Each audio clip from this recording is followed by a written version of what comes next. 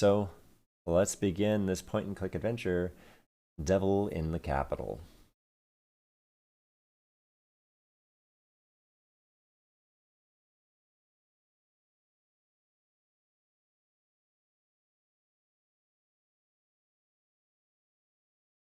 Alrighty. Looks like my timer doesn't work during this game. Okay, well, the timer doesn't work during this game then.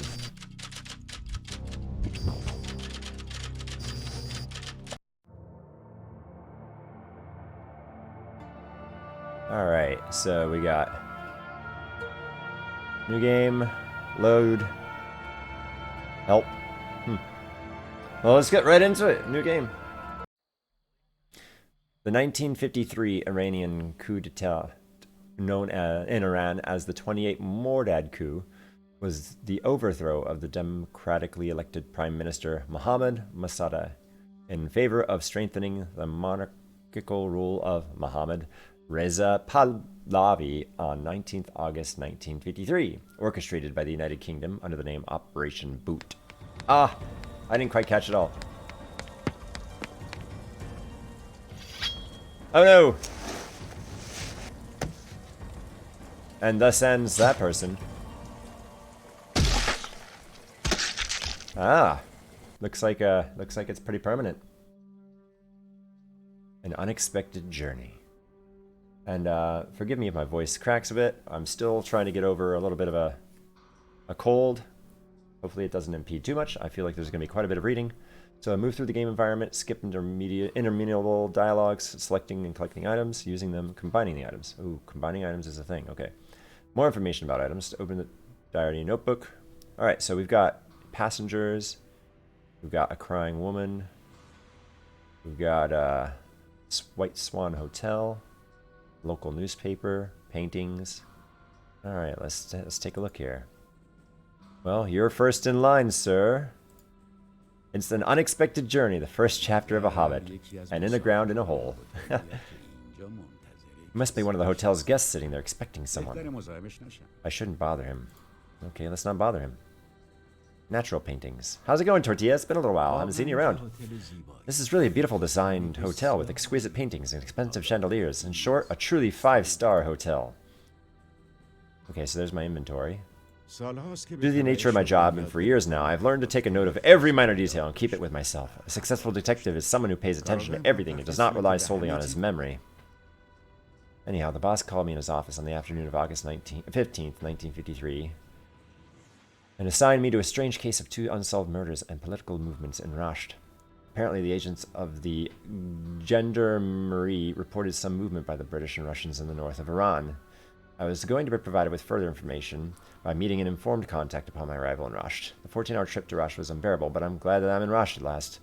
The north of Iran is beautiful and full of positive energy. Hope that this energy lasts till the end of this journey. Godspeed.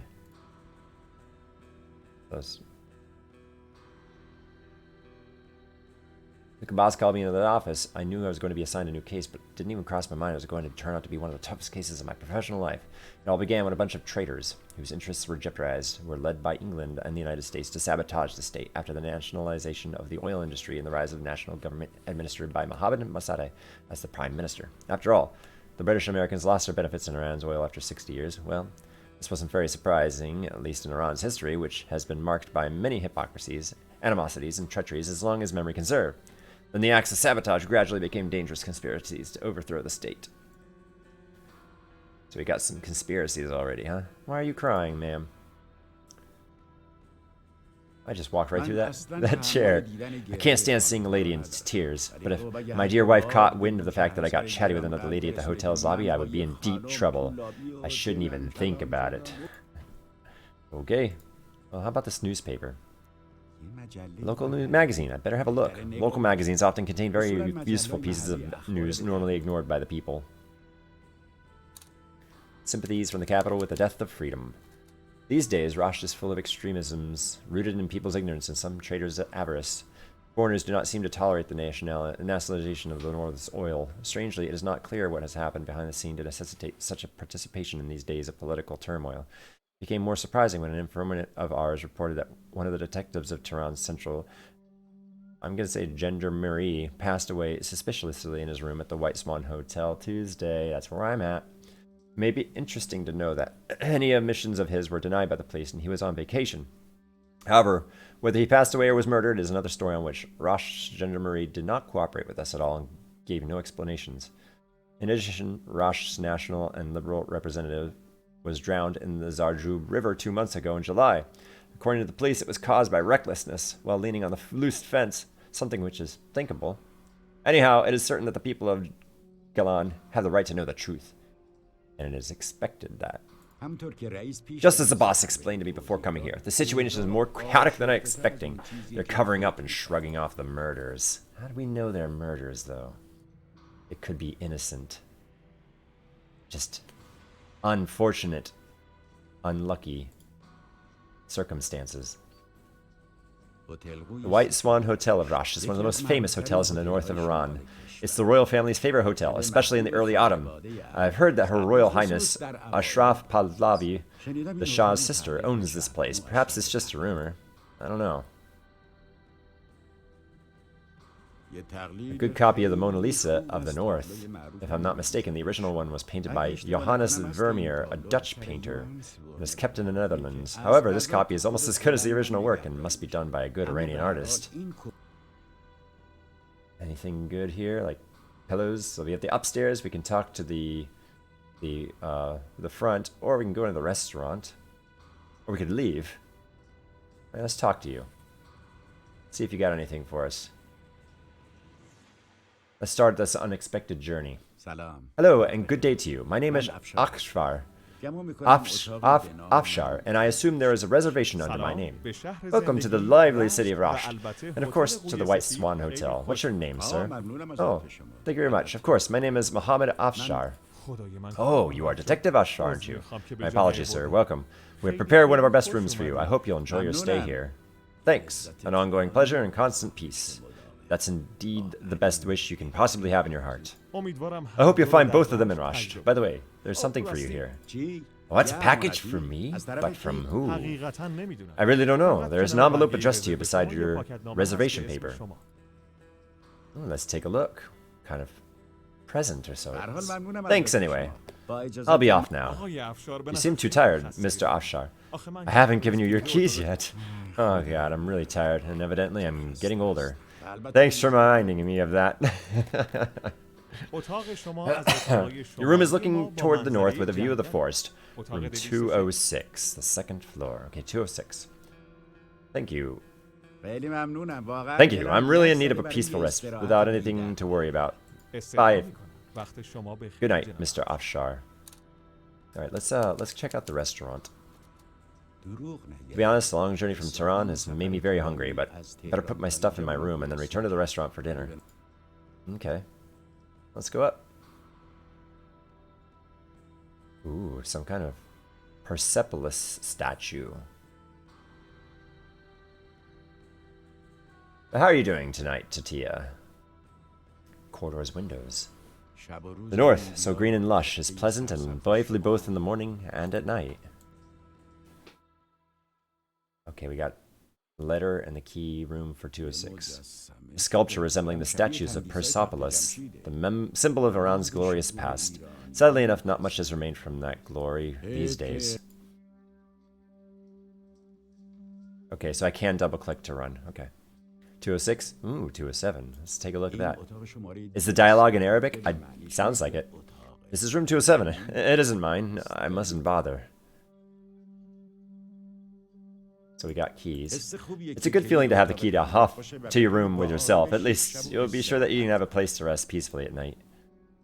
I guess this letter must be from the boss because he's the only person who knows about my presence in Rasht, but I'd better read it later when the situation is right. Not worse than usual, at least. Well, that's good, Tortilla. That is not worse than usual. I can imagine that things usually can be worse, right? 206, that's it. That's my room. It's locked, though. Well, let's use a key. I don't always have to resort to tricks with pins to open locks. Sometimes the matter can be sorted out far more easily. Welcome to room 206, Detective Mohammed Ashar. Enjoy yourself. He likes to talk to himself. You got an old radio, a travel bag. One that is already here. Maybe it was sent ahead of me. What was that? Locked drawer. Sofa. Let's check out the sofa. Seems a very comfortable sofa, but I'd prefer to sit on it with some fire in the fireplace and some food in my stomach. What a good radio. I guess it is a tube radio from the 1950 series. These radios have excellent reception. Technology is unbelievable these days. It's fantastic to be atop the Alborz Mountains in a 5-star hotel in August while the rain is gently falling. The rain has blurred my vision, and it's slightly chilly in August. That's incredible. I'm thinking of accepting only cases from the north from now on. See if this locked... Small lock on the drawer is catching my eye. I should find out what is expecting me inside this drawer. It's locked. I need the key. So, oh, the key I used is gone. Okay, one-time use, huh? Alright, let's check out the bed and the travel bag. Okay, travel bag first, right? My well-set travel bag. I think I should take my headache pills along. Painkillers are essential for someone who's been suffering from migraines for ages.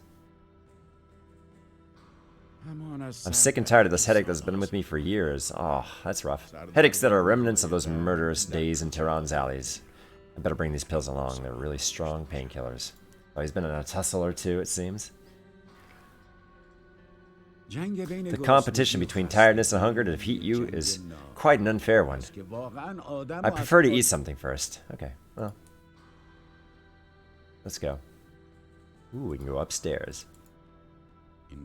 This corridor leads to the 3rd floor. Given the way rooms are numbered here, it must contain rooms starting from 300. My room is number 206, which means it must be on this floor. Oh yeah, I got that. Okay.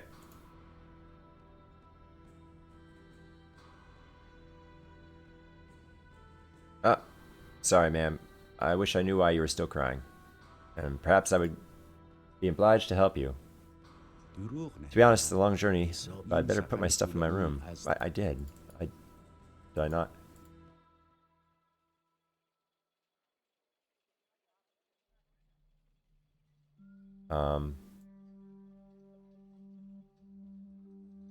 Put the diary in the locked drawer. Okay, that didn't work. What do you mean put my stuff in my room? Maybe I just read the letter now. I guess now is the right time to read the letter. Let's see what's waiting us. Ashar, I hope you can well take care of this mission like always. Be careful about weird behaviors shown around you. Trust nobody. I don't want you to end up where another agent of mine did. I've dispatched my best one this time. If you cannot take care of this case, I don't know what to do anymore. Remember that a great deal of our efforts to keep freedom alive in this country and to let the national government survive depends on your mission. So I wish you good luck. P.S. Some stuff you need should be in your drawer in your room. The key is attached to this letter. Good luck. Oh, okay. The key must belong to the upper drawer, which is locked. The boss had referred to it in his letter. I'd better test it. Let's test it. According to the letter, the key of the boss should open this drawer. I'd better try it. So, Lubitel camera. My favorite Lubitel camera with its astonishing quality. This camera was introduced to the market with the motto, "Everyone is a photographer, even you." And it quite caught on. Working with this camera is really enjoyable. A pack of films for the Lubitel camera. Perfect. These films are both expensive and rare. My Gendarmerie badge, the sign of justice. I'm proud of this badge. Proud of serving my country and maintaining its security. My nice gun. I admire the boss's taste. Even though this handgun was designed before World War I, it still has one of the best grips among all handguns worldwide. Excellent.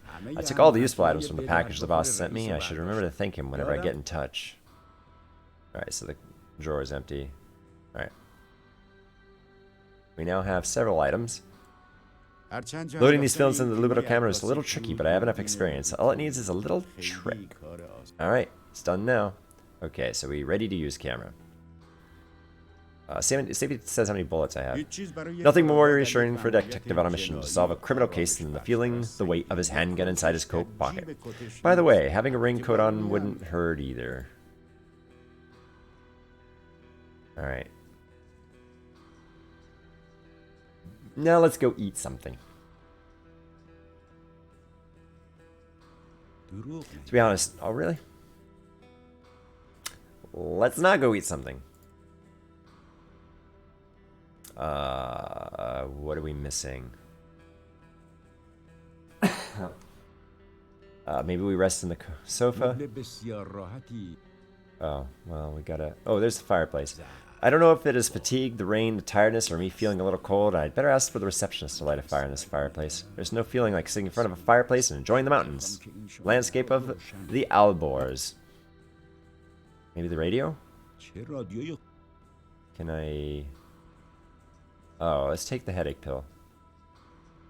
Oh, I can't use it on myself? Well, it's gonna say he wants food, right? Yeah, I prefer something to eat.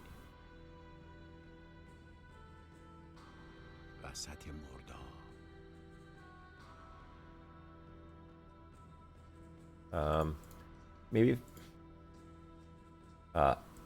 Afshar, can you...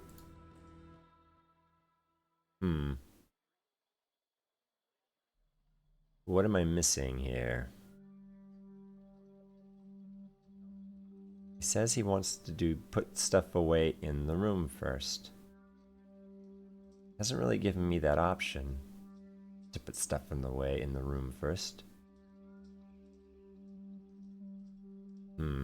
Is there, well, there's no bathroom in here, yeah? Am I missing, is there a bathroom? Exit. No. I just realized there's no bathroom here. What a 5-star hotel, what 5-star hotel doesn't have a bathroom? It's got a fireplace, but no bathroom, huh?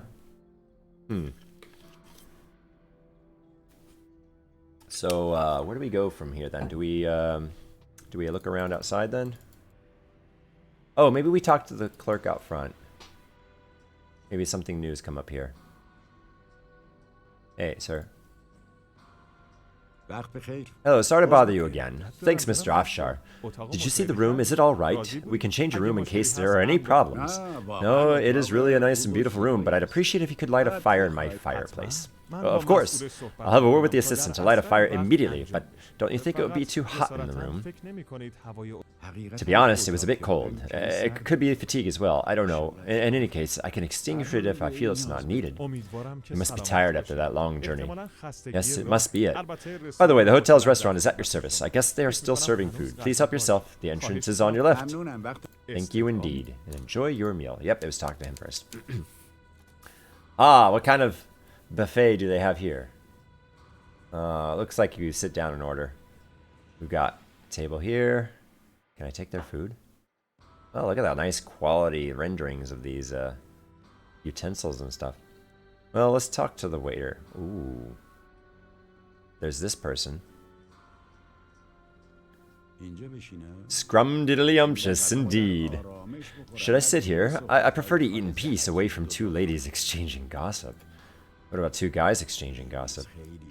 The table's very busy and they seem pretty engaged in a conversation. I shouldn't bother them. Well, why'd you assume the ladies are gossiping, but these guys aren't? It looks like they're gossiping just as much. Alright, let's talk to the waiter. Seems like a polite and helpful waiter. Apparently, he's standing there to serve the guests as quickly as possible, just in case they need anything. Alright, well, let's go here. Oh, wait. There's a painting over here. A beautiful picture from a mountainous landscape. It just gives me a pleasant feeling of tranquility. Okay, let's sit down. Hi, I'm sorry to bother you. Can I sit here? Hey man, why not? I'm alone too. Thank you very much. All the other tables are occupied. Otherwise, I wouldn't have bothered you. No problem, man. Sit down and enjoy your meal. Ooh, we get a cutscene. And those are huge, yes, huge one. Murder! Murder, there's a corpse lying in the street. Call the gendarme. Or gendarmes. Well, that was the shortest dinner I've ever had. I guess this was the boy who was shouting and talking about a murder. I'd better have a chat with him to find out what has been going on. Hello, this is Afshar. What's the matter? What did you witness? What have you become so disturbed? Oh God, I'm tired of repeating it over and over. Why don't you understand? Murder? A corpse of blood? Why do you keep asking? Please call the gendarmes. Calm down, lad. I'm Detective Afshar from the Gendarmerie of Tehran. Now, take a deep breath and tell me about what you witnessed. How can I stay calm, Detective? A mutilated corpse, blood on the street. It was horrific. It was horrific. Brutal murder. What did you say? A mutilated corpse? Please, get a grip on yourself. If you want to assist the Gendarmerie, it is very crucial that you tell me exactly what you saw. Alright. I'll recount everything. Everything. Okay, now tell me the whole story, slowly and carefully. Try to remember every single detail. I was returning from work as usual. The street lamps were unlit, and the street was pitch dark. Ooh. Around the Kitab el-Santane intersection, it was darker than ever. All of a sudden, I felt I was stepping on mud. I was a bit surprised, but carried on. I don't get it. You felt that you stepped in mud? Yes, sir. Exactly the kind of feeling that you get when it rains. I was baffled, too. I remembered there hadn't been any rain that day. I checked the sky and it was clear. What did you do next? Nothing, sir. Like I said, I continued my way, but I became worried for some reason. I couldn't stop worrying for a moment, but ahead, just before the herb shop, I heard a thump under my feet. Was it a puddle? That's what I thought at first, but a puddle on the street in midsummer? It doesn't make any sense. Right there, I felt that something was seriously wrong. I rushed toward a nearby shop, Ebrahim's Drapery. Why there? Had you seen anything there? No, sir. I knew Ebrahim would always put a lantern in front of his shop. I wanted to see what had polluted my shoes. Well, what did you see? What was it? I dashed toward the shop and lifted my foot. It was blood. Blood! I was about to pass out. I don't know how I dared to return to the same spot. I don't know why I did that. What did you see when you returned? I know this remembering must be difficult for you, but please go on. I don't wish this upon anyone. When I returned, I spotted something on the ground just near the bakery. Something like a sleeping dog. It was curled up. Oh my God, you couldn't tell what it was. That wasn't clear? What? Please talk. I saw it. It was a corpse, soaked in blood. Its stomach was cut open. I was about to freak out, and then I started running toward here. It was horrible. Horrible. Oh, this guy's distraught.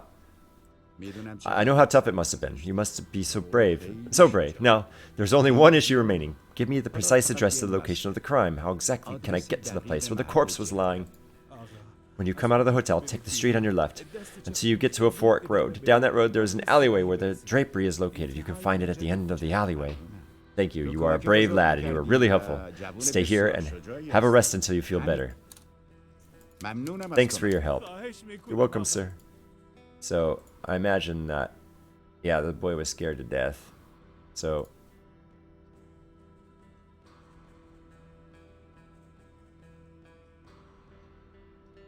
okay, so this whenever you hear that typewriter noise, that means it's an entry into your diary. Okay.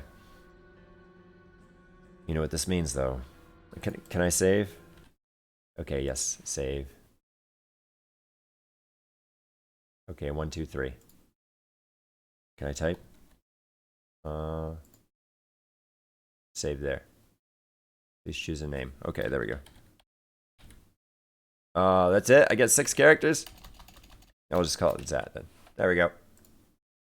Alright. Got there. I guess the wine will have to wait for another time. Ooh, an umbrella?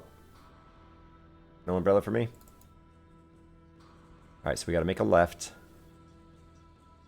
Kitab el-Satane intersection. Closed shop. Hotel lobby.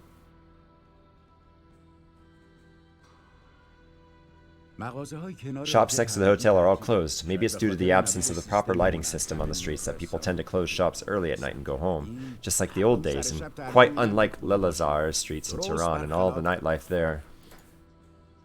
It's comparing this to where he came from, right? To Gendarmerie of Rasht. Oh, wait, there's a hotel behind the area. Let's go. Let's go this way. I know he said make a left, but there's nothing over here. I guess this alleyway ends behind the hotel, and I see no reason at all to waste my time by going there. Okay. Well, don't run back. Don't run back. Let's go to the intersection. The route that Lab is talking about must be this way. Kitab El Satane intersection. Azazi alleyway. So maybe it means make a left outside as I'm looking at it, not as I would be if I was leaving the hotel. Alright, back to the hotel. The old house, huh? How old of a house is it? Are they speaking a Persian dialect? It seems there are only a few inhabited houses on the street. Nothing seems to be emanating from these windows except darkness. I'm thinking it's Arabic, actually. Because we're in Iran. But I'm not 100% sure. Here's the Draper shop. Oh boy, that means down the alleyway is the moment. This must be the Draper the boy was speaking about. If I follow this alleyway to the end, I'll get to the location of the murder. I must hurry up. We don't want the guy to get up and walk away without us talking to him first. That would be inconsiderate. This part of the street is darker than the rest, seemingly. The murderer has tried to choose a cozy location to carry out his evil intentions, and of course, he has succeeded in doing that. Unless this kid that was in the hotel lobby is the murderer. We've got a mess on our hands.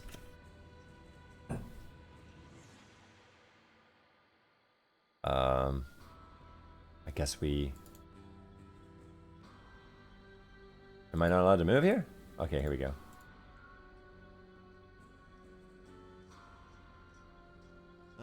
Hey man, where do you think you're going? Entry to this area is forbidden. Go straight back to where you came from.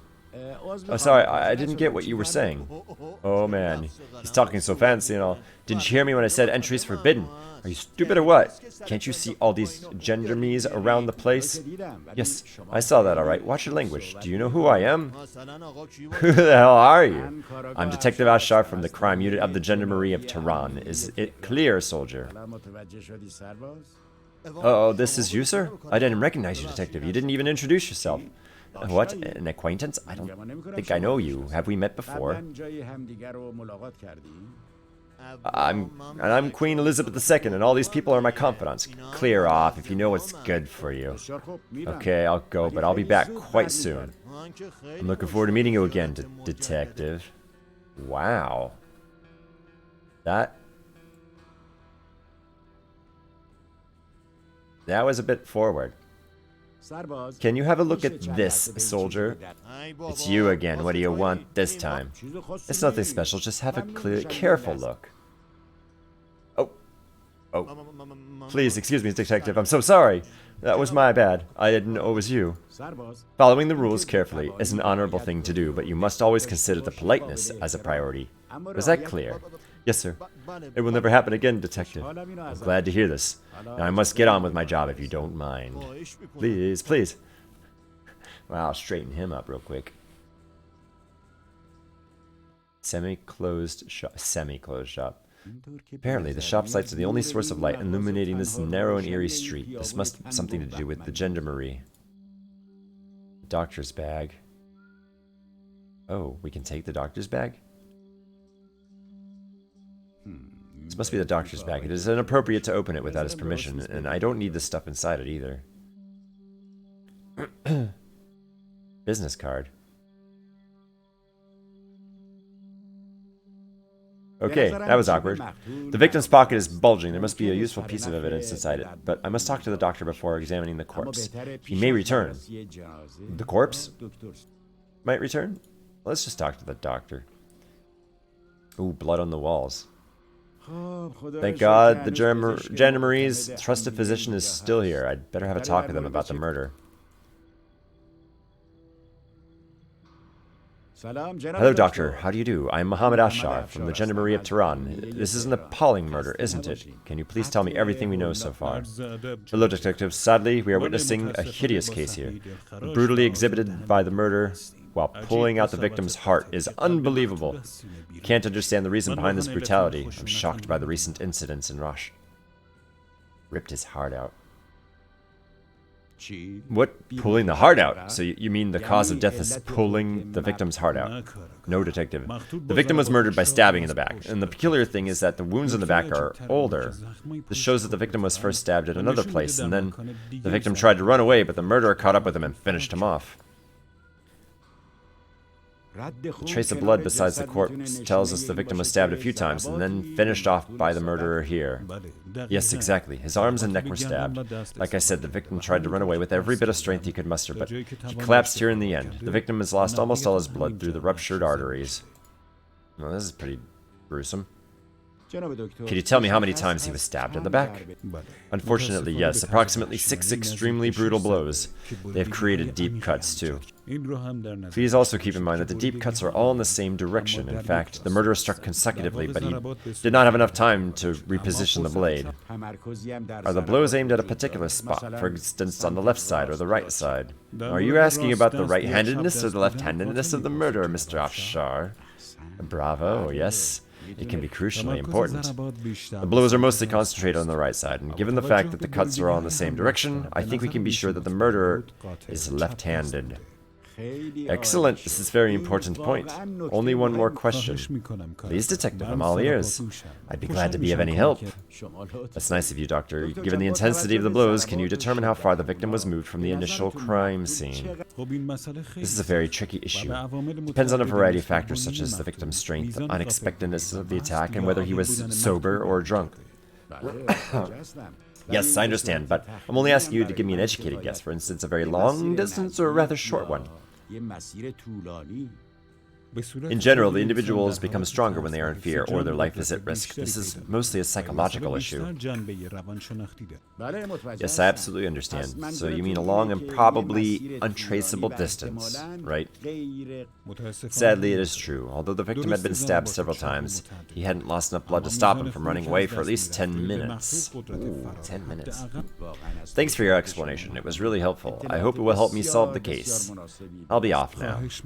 You're welcome. It was a pleasure speaking with you, Detective Afshar. I'll resume my work if you don't mind. Thanks for your time. Thanks for your very useful information. I hope I'll discover more clues. Well,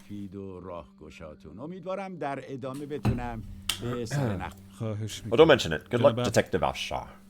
Alright, so let's take a look at the... Oh, photography from corpse. Let's try it.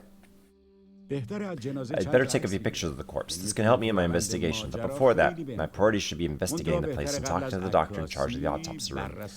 I'll have time to take the photos. Oh, okay. Let's get this business card. Let's pick that up now. So, unfortunately, the victim's blood has made the paper really loose. I can't risk losing this piece of evidence. I'd better pick it up using some forceps. I should have a talk with the doctor. Oh my god, the corpse is horribly mutilated. There's even blood on the walls. I can't imagine the evil intentions behind this crime. Excuse me. I just want some forceps and some specimen bags to investigate a few suspicious items. Do you have any of those here? Oh, yes, you can find some in my medical bag that's over there. No, no thanks, I'll get them myself. That's nice of you. I'm glad I could help. Alright. Let's grab this. Now I've talked to the doctor, I can take the forceps and specimen bags. I should collect the specimens carefully. Alright. Let's grab this on the business card. Get myself a business card. It's all bloody. Just carefully take the piece of paper out of the pocket using these forceps. Very slowly and carefully. Good. Now I'll pick it up. There we go. Let's do it with this. I can put inside the specimen bag. That's right. This is a scarf belonging to the herb shop along with a receipt of payment. That's not bad. I'd better have it just in case it turns out to be handy. Okay. The address on the business card belongs to a shop in the marketplace of Rosh. In addition to the advertisement, there is a receipt which has become quite marred and illegible with blood. I can only make out H and SH. Great initiative. Sun-kissed juice full oranges. 1 glass a day for lifelong health. Lifelong health. 1 glass a day for lifelong health. Oh, it's an orange juice advertisement. Hussein Rashdi. So the address is right here. Anything else? Doesn't look like it. Okay, well let's move on.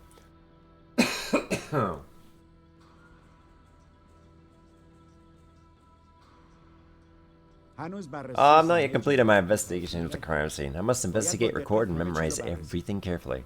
Thorough investigation of the crime scene is the most important step in solving a case. I did look at the crime scene. Maybe I can do this now. Better take a few pictures. Doctor probably has the necessary chemicals.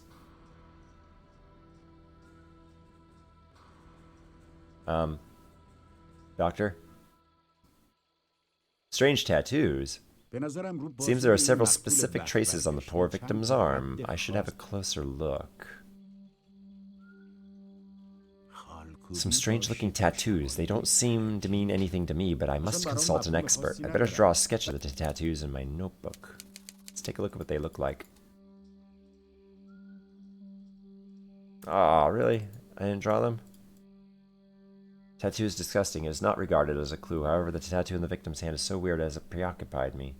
He's actually swollen the hand. It is so scary, too. I should take a picture of this tattoo. Okay. Tattoo is a symbol which quite related to this case. Is that it now?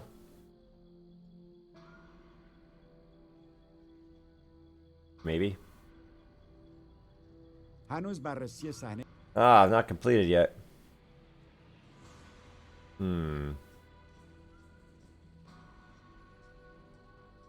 What is it we're missing then, sir? Can you tell me? Should we become one with the murderer? Anybody? Not that I would, right? I'm a detective. I'm a detective, not a doctor.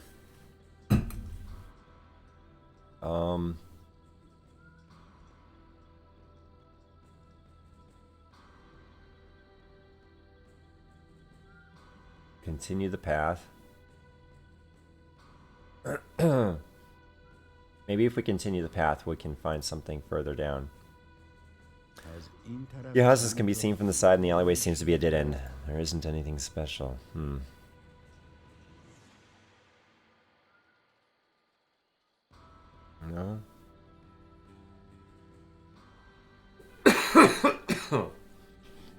Don't tell me my cough is coming back.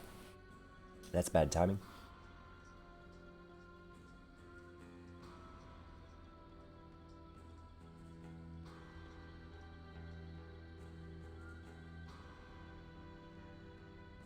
No? Like a blood stain on the ground, or the end of the alley?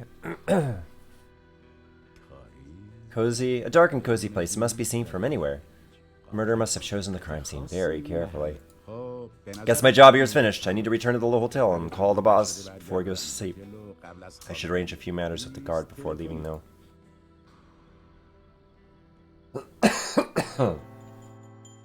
Tonight I'll stay at the White Swan Hotel. I'll pay a visit to the police station tomorrow. I'll appreciate it if you could arrange the matter with the officer in charge of the case. Certainly, sir. I'll arrange it with Officer Yavi. There's a corpse lying on the street. I should inform the boss about this incident. Gruesome murder. Exactly on my first night in Resht. What a wonderful welcome. These tragic incidents happening one after another, combined with the preset unstable political situation, is making everyone crazy.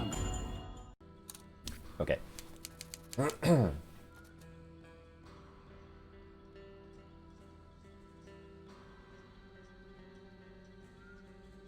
go back to the hotel. Call the boss.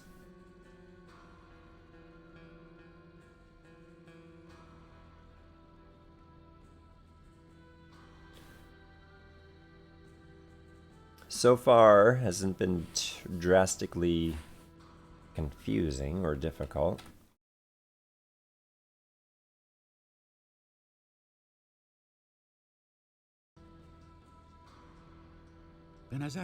Seems I'm getting involved in the affairs of the boss that explained to me much sooner than I expected. I must be really careful. Yeah, I didn't even get to eat. Like, I went to sit down to eat and already someone died. Like, I'm a detective and I guess he put me in the right place at the right time to... Oh, no. Where'd the lady go? She was crying here and now. Can I eat? Can I eat now? Oh, it must be closed. No signs of customers. Oh, what do you want to say? I've barely arrived and I've already bothered you so much. Hello, detective. It was sheer luck that you happened to be here at this ominous night. Did you manage to catch the murderer? This guy must be new. You don't just do that. It is impossible on such short notice, but we have conducted some investigations, and I hope he'll be arrested soon enough. What about the lad who brought the news of the murder? Where did he go? I hope you'll succeed soon. As for that lad, he left with the gendarmes to register his testimony after he got better. That's very nice, but I'm here to make an important telephone call to Tehran. Can you arrange it with a telephone operator? Terribly sorry, Mr. Ashfar. Unfortunately, the phone line has been out of order for 2 days now. I assume the heavy rain a few days ago must have damaged the junction box. I've asked them to make a shed over it 1,000 times. But who would listen? Why don't you try calling them and letting them know you mean business? So you mean it can't be fixed? We have an expert in Rosh, but he is on leave of absence. Hopefully he'll be back tomorrow. No soup for me. None at all. Alright, apparently nothing can be done. Thanks for your help. Bye for now. Sorry I couldn't help. Have a nice time, sir. Yeah. Thanks. Well, let's go back into our room.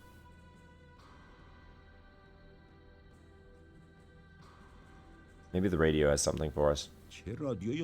No. Maybe it's time to sleep. Eat something first. Yes, I know.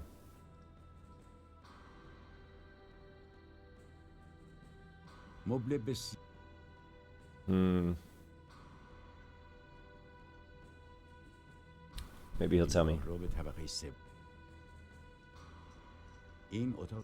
Mustn't bother. So...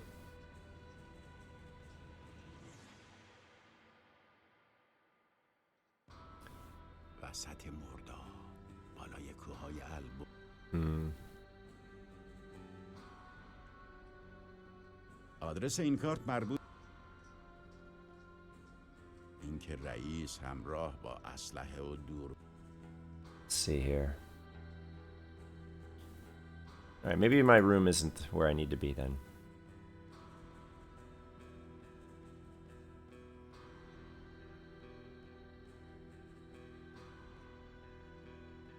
Yeah, I already did that.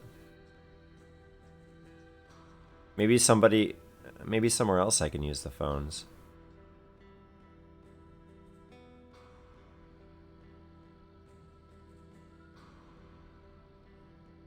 I didn't actually look at the lobby. I did have a request to light the fireplace. The light coming out of the lobby and restaurant windows is really livening up the street. The street must have been pitch dark before the hotel was built. You see it behind the hotel area. Does anything know?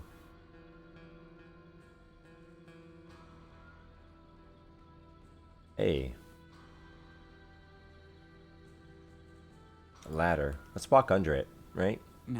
It's not a very tall ladder. Most probably it is used to carry the stuff stacked on top of this wooden cottage down. A metal bucket. Used for watering the flowers. I should take it just in case it comes in handy. Because, you know, I take random buckets. I don't know of a point and click I've ever played that didn't have a bucket, you know? Buckets are so useful. Flowers. Yep. There's flowers there. This is a really beautiful and lovely garden. I really love the incredible and energizing environment of the north. Old gardener. Let's see here. Looks like gardener it is. The sweet old man seems to be very busy with something. I shouldn't bother him. Oh. Okay. I was expecting... garden.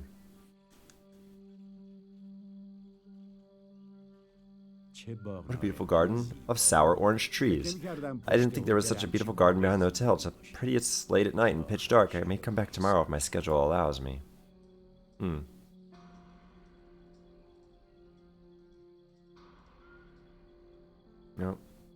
Almost seems like this might be the junction box I could fix to have the phones working again. But, well, I have a bucket now.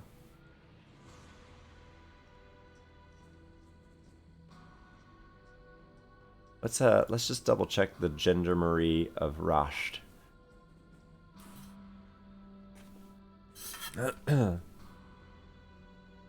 Ooh, hotel building.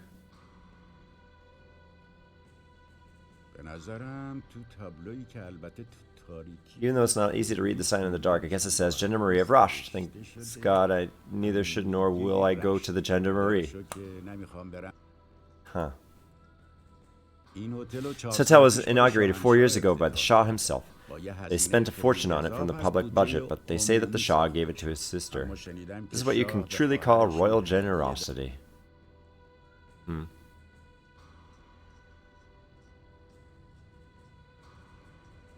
Well, let's go back in, and maybe I missed something with the front office. Or the front desk.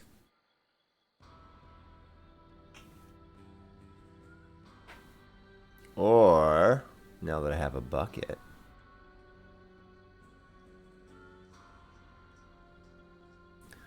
Maybe they wouldn't mind just dumping some food in my bucket so that I can eat it up in my room or something.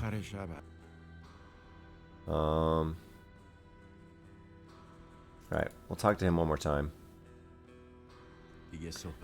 Pointless. I must act personally. I should go behind the hotel and have a look at the junction box. That's what I was saying, but it didn't seem to want me to do anything with it. I was ahead of the game here. Trust me on this. I figured that one out first. Before you did, Ashvar. What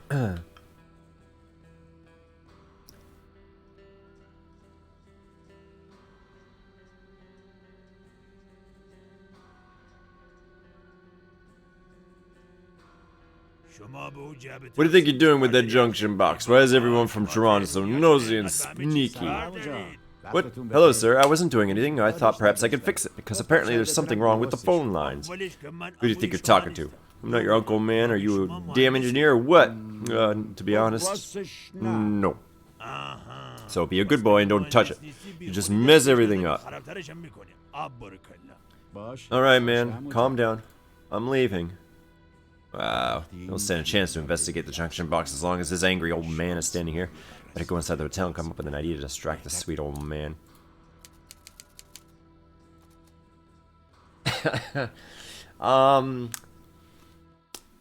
Ooh, how can we distract the old man from something inside the hotel? Again, I'm looking out the north side, looking at the forest, so maybe I'd open up the window and drop my bucket outside the window or something?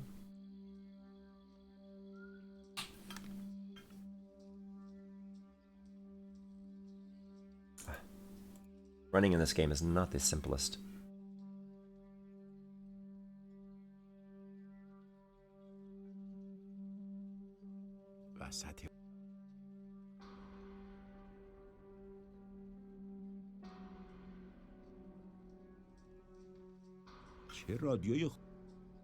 Distraction. How can we distract the old man?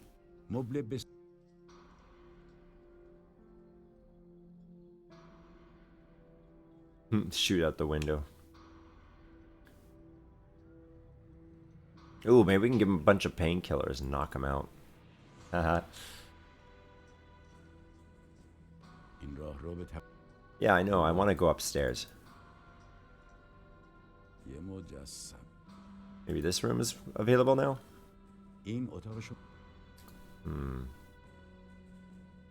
Maybe something florally or flat. Ooh, corridors window.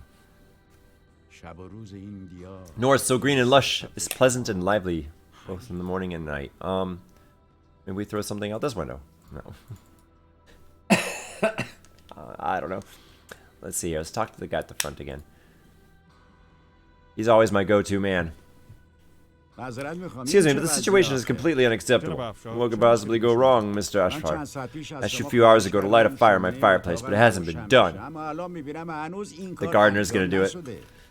I'm really sorry, sir. That incident disturbed the order here, and I'm a bit shocked by it. I'll have it prepared for you right away. Thank you. Please make the arrangements then. Sure, right away.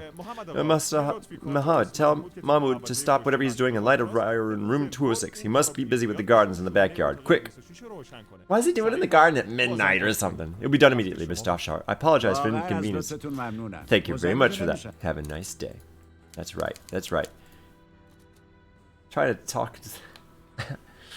So, I'm not sure, Doug, but maybe your stream is a bit delayed because whenever you're talking about something, I've like already gone and done it. So perhaps refresh your stream, and you might be more up to date. You might be like an entire minute behind or something, or close to. All right, just a guess.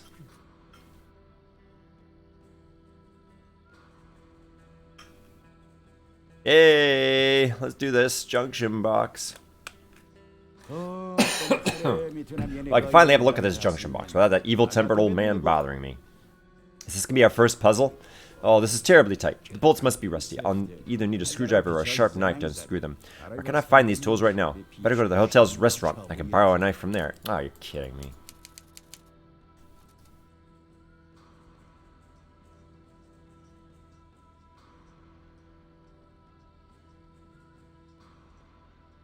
Ah.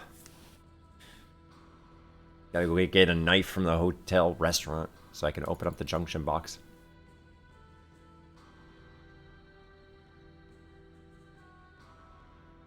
Don't mind me, I'm just here for the food.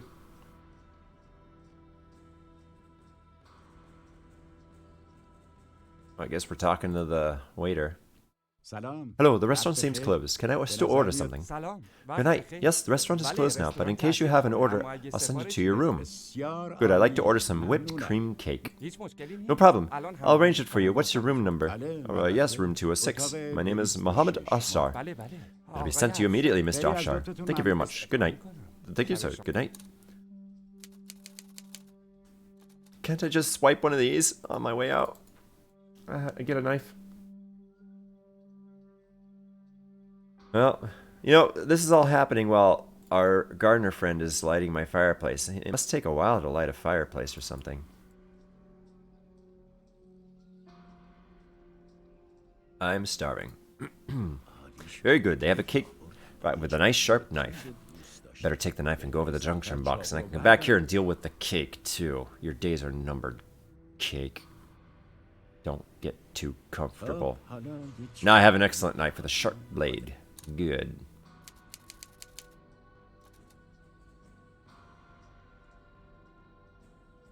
My fireplace still isn't lit, man. Fireplace still isn't lit. The delays around this place is ridiculous. Nobody takes care of you, even at 5-star hotels. So I'm gonna have to go up to a 6-star hotel. I might get some service around here. Oh, don't tell me he's... Okay, he's not back. And now I can open the box. Let's see what it contains. Oh, what a mess. Let me see what I can do. I hope I'll be able to fix it. Unlike everyone else here who's done this before me.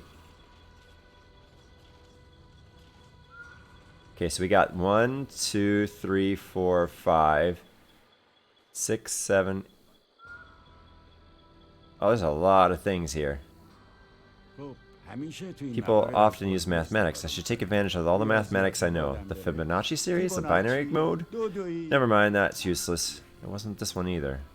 The worst wheel of the cart makes the most noise. Sorry, but I wasn't looking for an opportunity to make use of this saying, no. It wasn't this one either. This wire is broken. I must reconnect it. I'm sure it'll put the whole thing right. This wasn't very difficult. That's it. Now I have to go over to the reception and ask the receptionist to fix the phone and call the boss in Tehran for me. That was it? That was the whole puzzle? Wait, can I go back?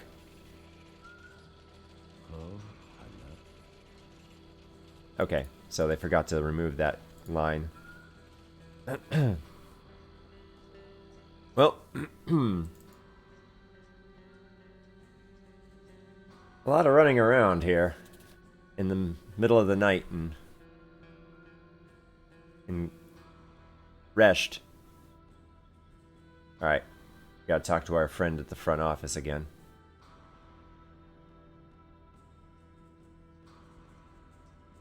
I don't think you need an engineer to solve.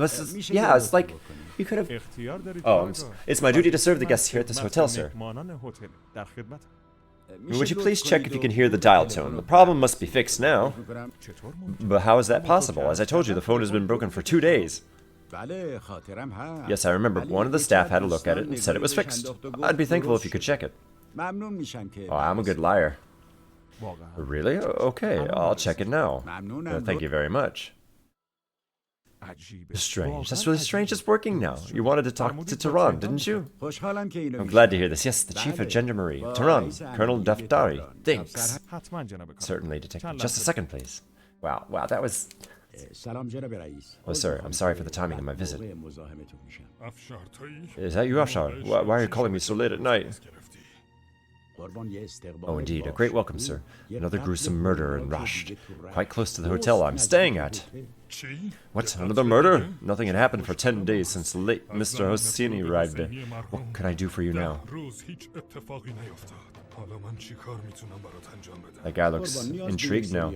I need you to grant me some authority regarding the case. I guess there must be a link between this murder and my colleagues' deaths and the mission I've been given. Okay, I'll issue the necessary orders tomorrow, so that they'll cooperate with you at the Gendarmerie of Rasht. But don't forget that you are there to prevent any potential sabotage. Afshar, the situation isn't good here in Tehran. If the same thing happens in Rasht, then everything will be lost.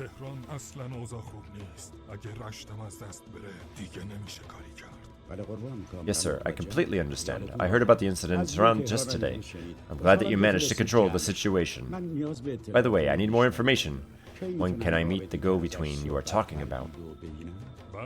Yes. Thank God, but Mateen Daftari has been appointed as the commander of the Gendarmerie forces. I don't trust this guy. Be careful, Afshar. As for the go-between, you can meet him tomorrow at noon in a white cottage near Musaleh Mosque.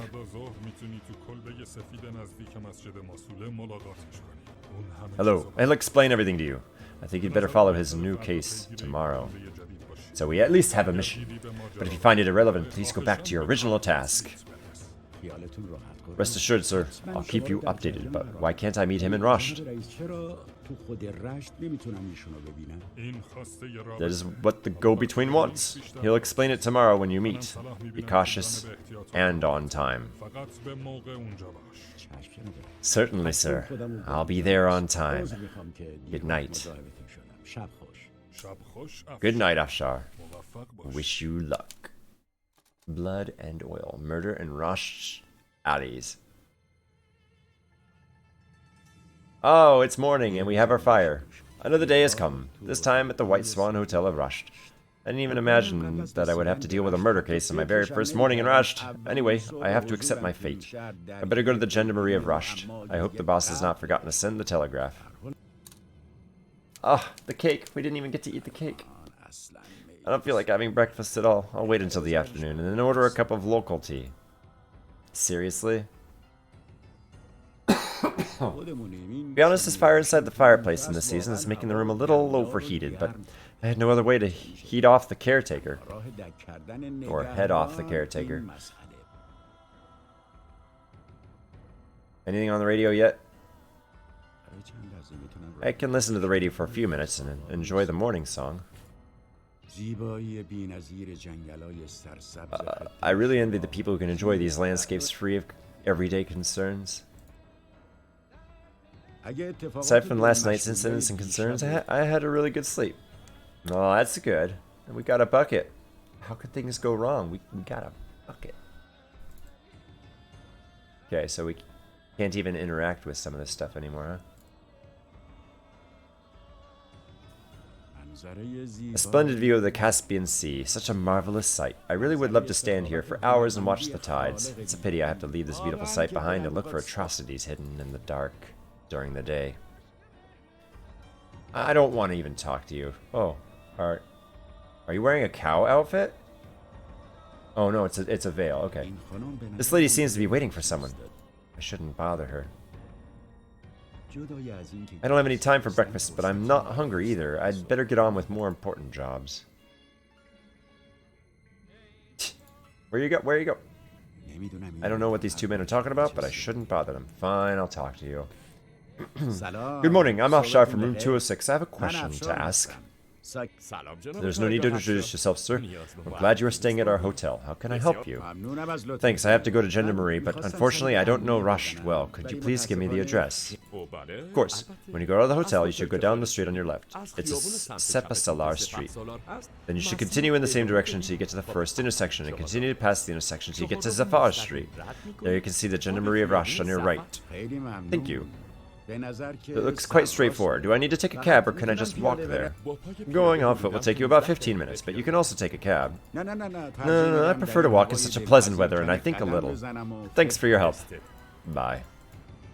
Well, we're out of here. Oh, that umbrella's gone. I wanted that umbrella. Alright, I'm gonna save. Oh, everything's so bright.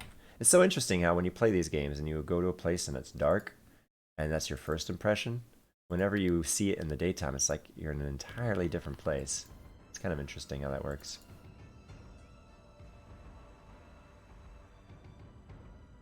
But so far, this has been a lot... I was just going to say, it's pretty straightforward and not a lot of different, you know... It's kind of held my hand a little bit so far. So that one's clear what that one is. And then, no, we're going to Zafar Street. There it is. Mr. Mahmoud Barbers. Continue to the path. Bookstore. Exit.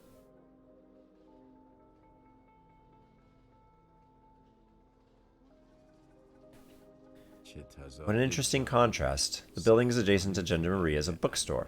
This is correction and rehabilitation in one place. Ooh, it's mysterious music. This almost sounds like something you'd hear in like a Diablo game or something. I wish I had time to pay a visit to the barbershop. I've been wearing this hat for such a long time, my hair looks ruffled beyond imagination. I really need some grooming. It's the last thing on my mind. As far as my eyes can make it out, the street leads to another intersection. I mustn't waste my time wandering around Rasht. I better get on with my job. Alright. I thought we didn't want to go here. And here's the Gendarmerie of Rasht. I really hope the boss has not forgotten to send a telegraph, and I don't end up like a complete stranger here. So I want to hear how he pronounces it.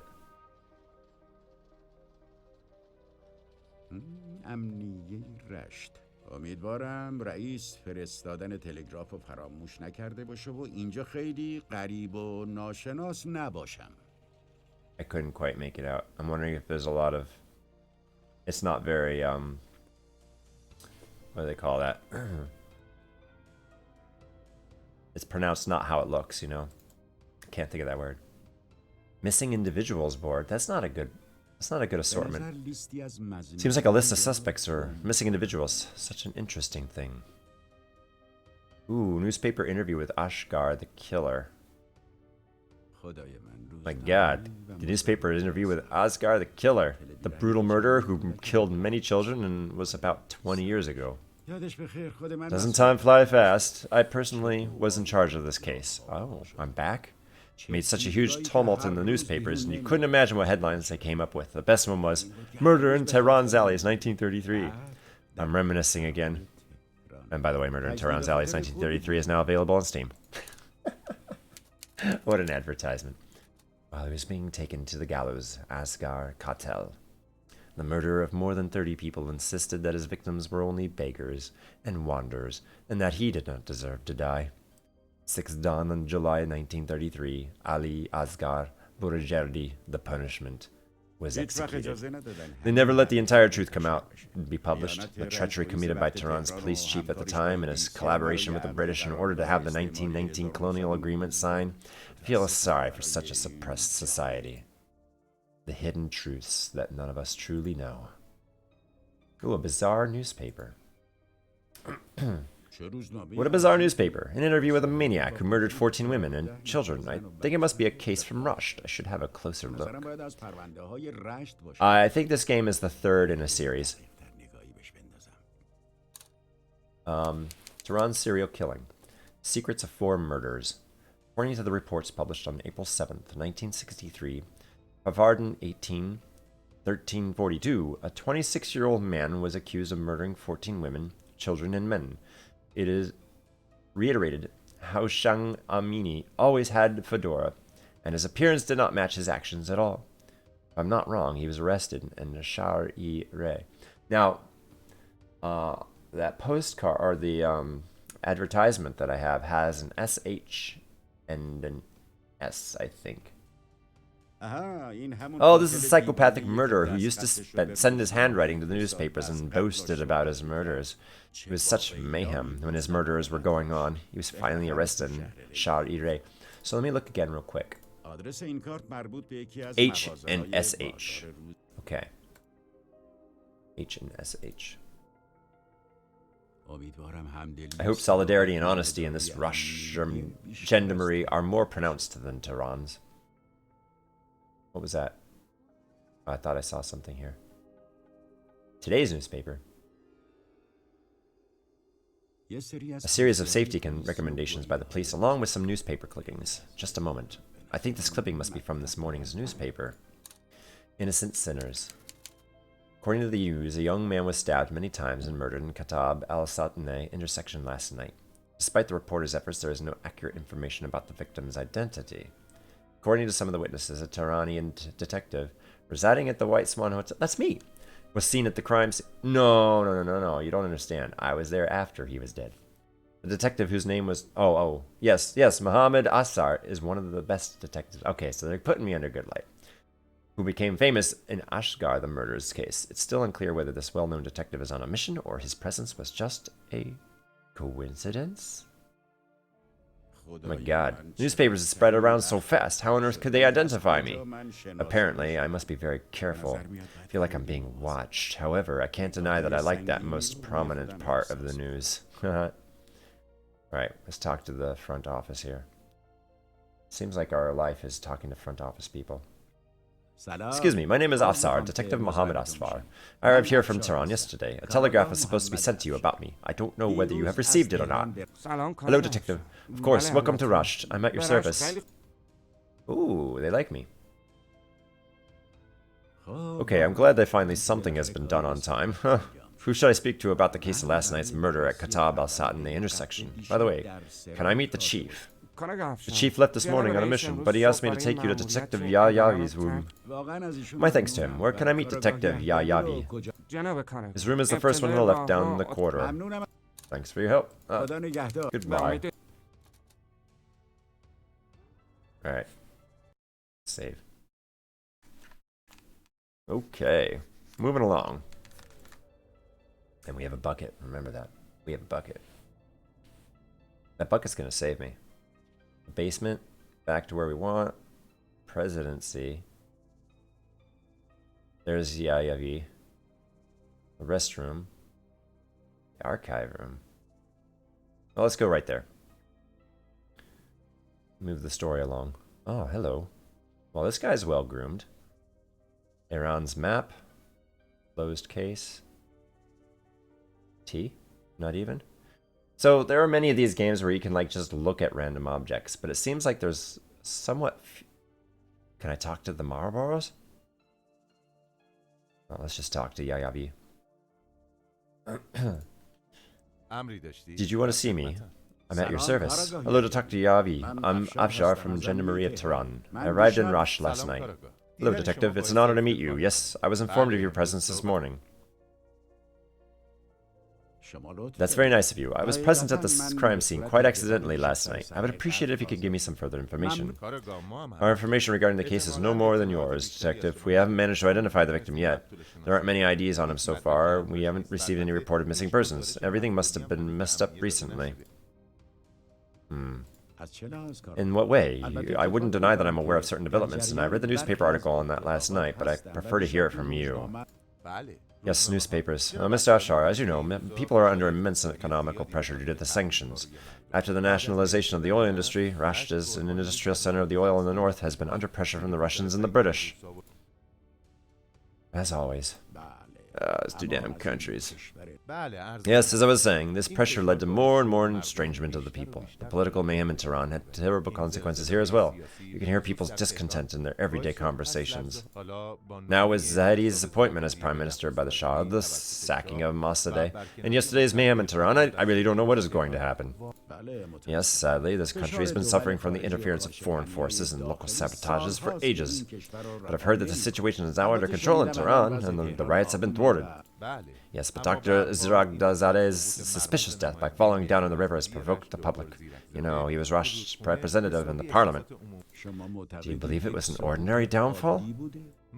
We examined the scene very carefully. I myself was the officer in charge of that case. There was nothing suspicious. It was genuinely a case of falling down. But what? Detective Yayavi. No fool rests against a rotting, wobbly wooden handrail above a flooding river. I can't understand this. It's suspicious indeed. Do you have any information about my colleague, Officer Husseini? What? The room service found his body in the room when going there to clean the place in the morning. Nothing suspicious. Nothing except asking to have the room cleaned up. What, that green sign? Why was that sign on the door if he was still in his room? Strange indeed. Didn't you yourself investigate the matter any further? To be honest, the boss didn't completely agree with this. He said he could have hung it before going to sleep, or it could have been done by a guest with a knack for pranks, you know? Yes, I understand. I would appreciate if you would contact me with more information regarding last night's murder. Certainly, Detective, you can obtain more information in the archive room, just in case there are some details that have escaped my mind. I personally compiled the documents regarding these two cases with utmost care. That's quick. This guy must work the midnight oil or something.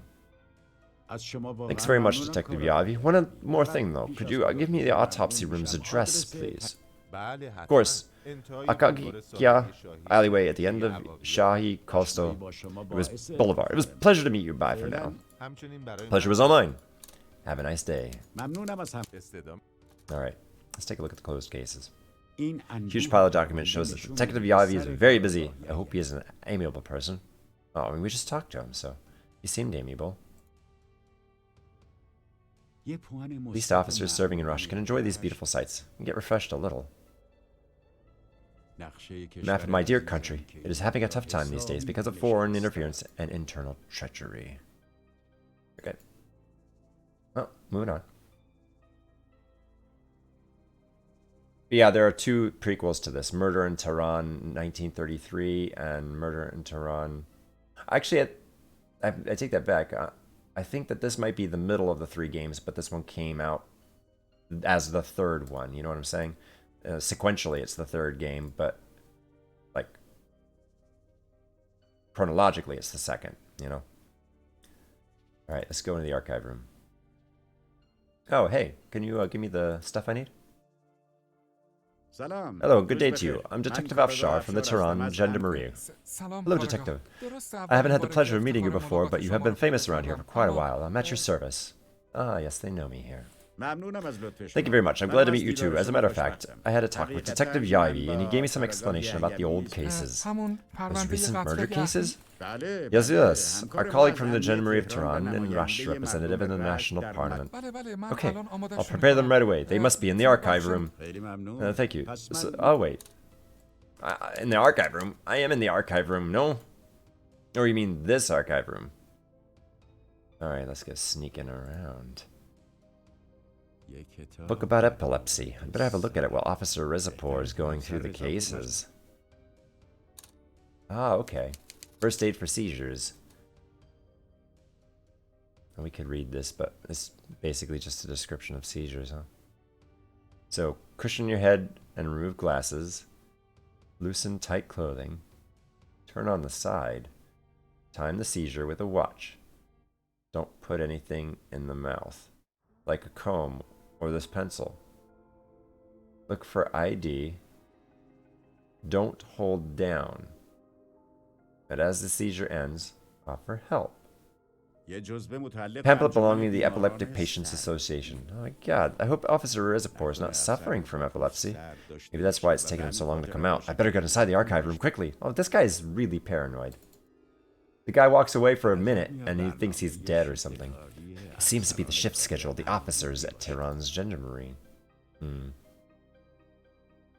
Documents, criminal cases. Sneaking around here. Most of the documents stacked here are administrative records. The cases must have been kept in the archive room. Documents are arranged in perfect order. Apparently Officer Reservoir is quite good at his job. Now let's go embarrass ourselves while this guy's in here. Just finding... Oh, there he is. Filing cabinets. Tools. Shelf. Actually, let's go here. As if I'm looking for a tiny needle in a giant haystack. It's nowhere to be found. What has happened to you, Officer Reservoir? How can I help? Oh, I'm sorry, Detective. Damn attacks again. Could you get me a glass of water, please? Alright. I'll fetch you some water for you. I'll be back in a moment. Okay, so I was right to be paranoid, huh? This guy's not having a good time.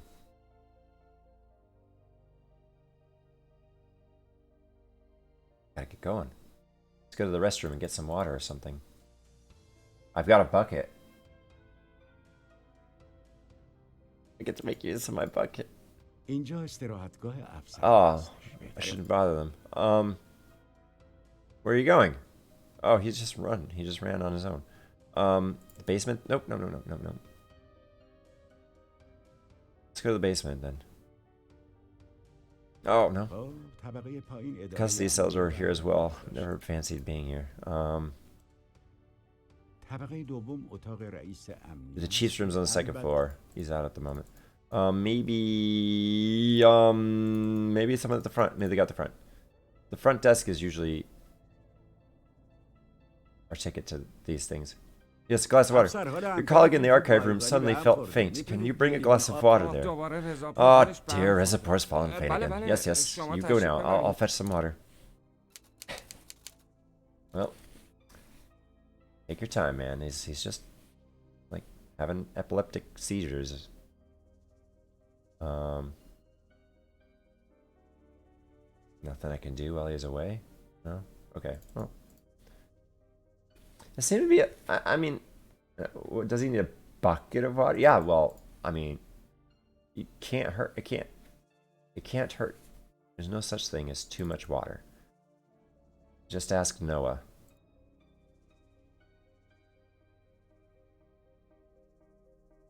Hey, I've got water coming for you, man. I don't know what's taking him so long, but...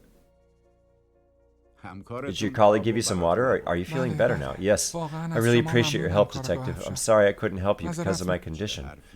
I don't say that, lad. Thank God you're fine now. You really scared me. Thanks, Detective.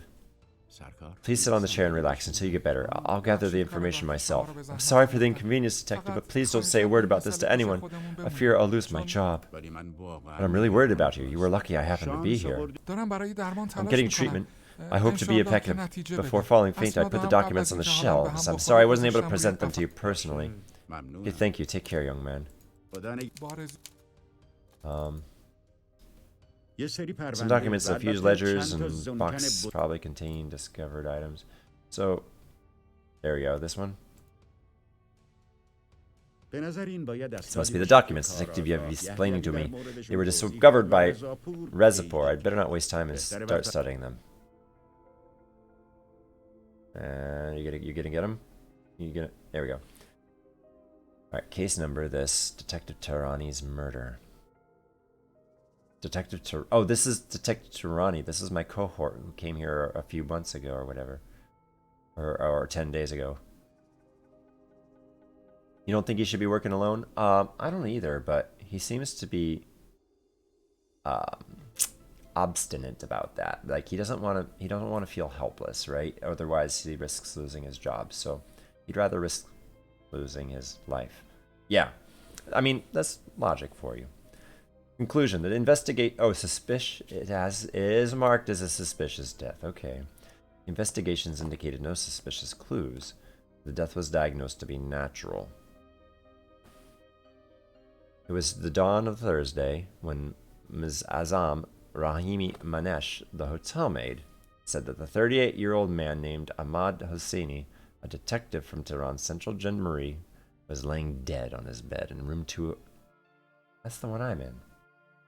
Some people examined the scene in the hotel and informed Tehran's Gendarmerie. Then the trusted doctor, Mr. Musavi, became present at the scene and issued the death warrant. No suspicious matters were found in the investigation, but the subject is a suspicious death. And now, the murder of Rasht's representative, Supreme Court of Rasht, falling into the Zarjub River. Suspicious fall. According to the investigations, no suspicious clues were found and was diagnosed as natural. Drowning isn't natural. After Dr. Zirakhzadeh, Rasht's representative, was reported to be missing by his wife on June 29th, a number of agents were assigned to look for him. Finally, his body was pulled out of the river by some kids 4 days later. Oh, those poor kids. After that, there were some rumors. Careful investigations of the river path and the broken fence along the Pahlavi Street indicated a piece of hanging jacket. A sleeve button was also found at the scene. It was clear that the cause of death was the unintentional fall into the river out of recklessness. Therefore, an autopsy was done on the body by Dr. Musavi. It was confirmed that he fell into the river and drowned there. These cases are really suspicious. Even though they are officially closed, I sense something fishy about them. And it's not the river that's fishy. The cases are fishy. I must proceed more carefully and mind the wobbly handrails along the river. Not much has happened since noon. I still have time to go see the doctor in the autopsy room. I have the address, so I must hurry up. Okay. I mean, we could look at all these things like... What? They put documents inside these drawers as well. Unbelievable. There's just documents everywhere. Unsorted documents. Documents with documents in them. Alright, let's go. The autopsy room. These guys don't want to talk, do they? Well, let's get out of here. Well, thanks for the save, Mr. Receptionist Soldier. I'm sure Rezapor will be content to be alive and well. Thanks to your help. Keep it up, sir. Alright. He said... He gave me the address, but he didn't tell me... I think I might have to go back to the main map and find this address.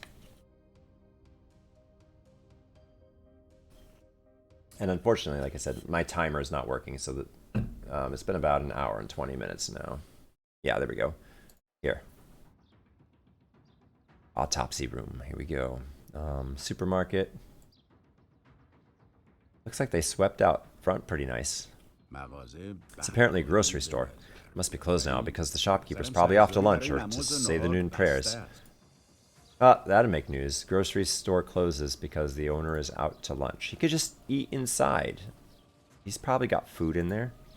Let's go to the entrance here. How on earth am I supposed to go through a closed door? I'd better ring the doorbell and wait for the doctor's response. Okay, I'd better ring the doorbell and wait for the doctor to open the door. That is an interesting doorbell. It isn't loud enough. What? You telling me? I'm really sick and tired of standing behind closed doors all the time. Apparently I have to resort to the traditional method of knock on the door. Oh, my poor knuckles. Given that the doorbell's broken, I should resort to the classic method and just hope case it works. Apparently the doctor can't hear the knocking. I've come up with an idea. This way, I'm only wasting my time. Kick the door in. An idea. I hope the doctor is in the office and I'll be able to meet him easily. Open up! This is the police. Yeah. Given that the doorbell's broken. Yeah.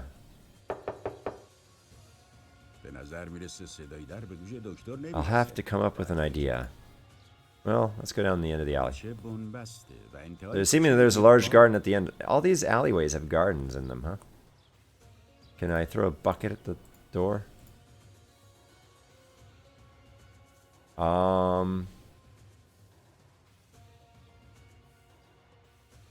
Show him my badge? Let's ring the doorbell again. به نظر میاد به رسم I need to fix the تمام doorbell. مأموریت‌ها It's like my other بازم missions. It's not a باید problem. یه I've become ذره quite good دیگر- at it. Puzzle, huh? Oh. So we got to put the wires where they belong based on how they spin. So if we follow this guy through here, looks like he turns up through here and around the... where does it go? Well, it just like disappears here. Maybe we start with the green one. This one goes down, looks around this way, up and around that way, yeah, through here. And then from here, it just disappears. No? Am I wrong? Like, it just disappears right here. Well, let's try purple. Alright, so it comes in, hoops this way. What a mess. Like, if I click it, nothing happens, right?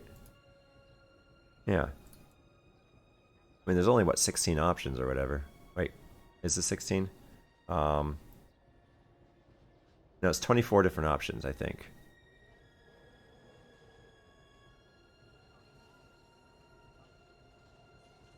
No. Yeah. I think there's only 24 different options it could be. So this one loops. Maybe the blue one was the...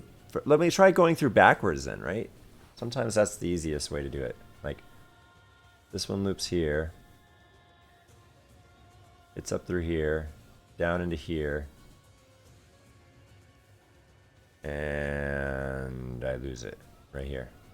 I feel like I can go different ways.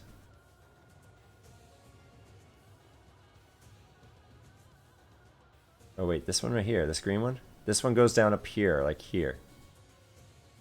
And loops up here. And it stops here. Now this is actually really hard to see what's going on. They did a clever job disguising what's actually occurring here.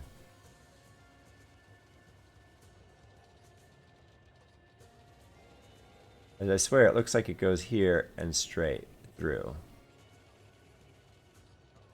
And then from here, it either comes down this way, or it loops down this way. So if I just throw these on here, right?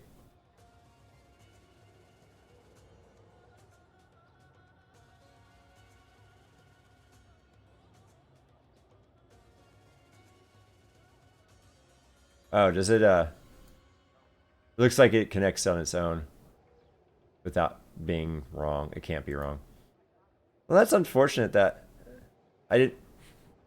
And I just waltzed right in. Like that unlocked the door. Another bucket. Oh, I can't pick up the other bucket. That was really awkward. The dark room. Autopsy room. Let's go here first. Oh, we found him. Certainly the human body is an indispensable part of an autopsy room. Yeah. Ooh, a stitch opener. It might come in handy. I'll just steal it from the good doctor. He's not going to need it. Clearly not. I'm such an odd investigator. Just taking what I wish. Hello, Doctor. How's it going? Did you manage to find any information? Hello, Mr. Afshar. Thanks. I examined the corpse carefully. There are 2 points here which are worthy of attention. First, why has the heart been pulled out of the victim's body after he was stabbed to death? This important point became more important for me when I realized the heart had been taken out of his body in a professional manner and without damaging the internal organs. In my professional opinion, I say that this was done by an adept physician. Strange. What's the other issue, Doctor? Second issue is that a few bizarre tattoos can be seen on the victim's body, and of course, they weren't tattooed recently. And I have been on the body for at least several months prior to death. Thanks for your attention. Both of the issues certainly need more investigation. Only 2 more questions. Are you certain the murder was committed using a knife? Are there fingerprints or any other useful information? None at all. There are no fingerprints. The murderer hasn't troubled himself to anything more than stabbing, and after the struggle, he chased and finally murdered the victim. Thanks for your explanation, Dr. Musavi. I studied 2 suspicious cases in which you had examined the corpses. I think you're talking about the cases of Dr. Zirakzadeh and your colleague. Exactly. I wanted to check if there was anything special about them that you can tell me, you know, just in case it turns out to be helpful. I'm still in shock about this case. Detective Husseini passed away in his room. Everything was normal about his body except his pupils, which were completely dilated. What does that mean? There are a few poisons which can do that, but the autopsy showed no trace of them. Maybe an extreme fear? I don't know. We didn't find a trace anyway. It's very strange. What about Dr. Zirakzadeh? I'm certain that asphyxia was the cause of death, falling in the flooding Zarjub River or any other thing. The blackened circle around the neck and lungs full of water leave no doubt. Mind you, his pupils have become dilated too, which could be attributed to asphyxia as well. Sorry to hear that. Thanks for the explanation. One more thing, though. Do you have a darkroom for developing photographs here, by any chance? As a matter of fact, I have a few important photographs I need to develop. Don't mention it, detective. I'm only doing my job. As for the darkroom, I happen to have a darkroom in the basement, but unfortunately, I've run out of the film developing chemicals. If you aren't in a hurry, I can get some by tomorrow morning. Excellent. Using your darkroom would be a great help. I'll not bother you anymore, and I'll buy some photograph developing chemicals, if you don't mind. Where can I find a drugstore near here? I'm not insist, but I'm busy doing an autopsy on this corpse. Thanks for your collaboration. There's a drugstore in the Qasr intersection, just 2 streets away on the right. It's a famous place with a rather large shop sign. I'm really grateful, so I'll buy the chemicals and develop the photographs. By the way, did you find out anything about the sign tattoos on the victim's palm? Is it too complicated for me? No, detective, I don't know anything about that, and I must admit that I have a limited knowledge of semiology. Anyway, thanks for your collaboration. Bye now.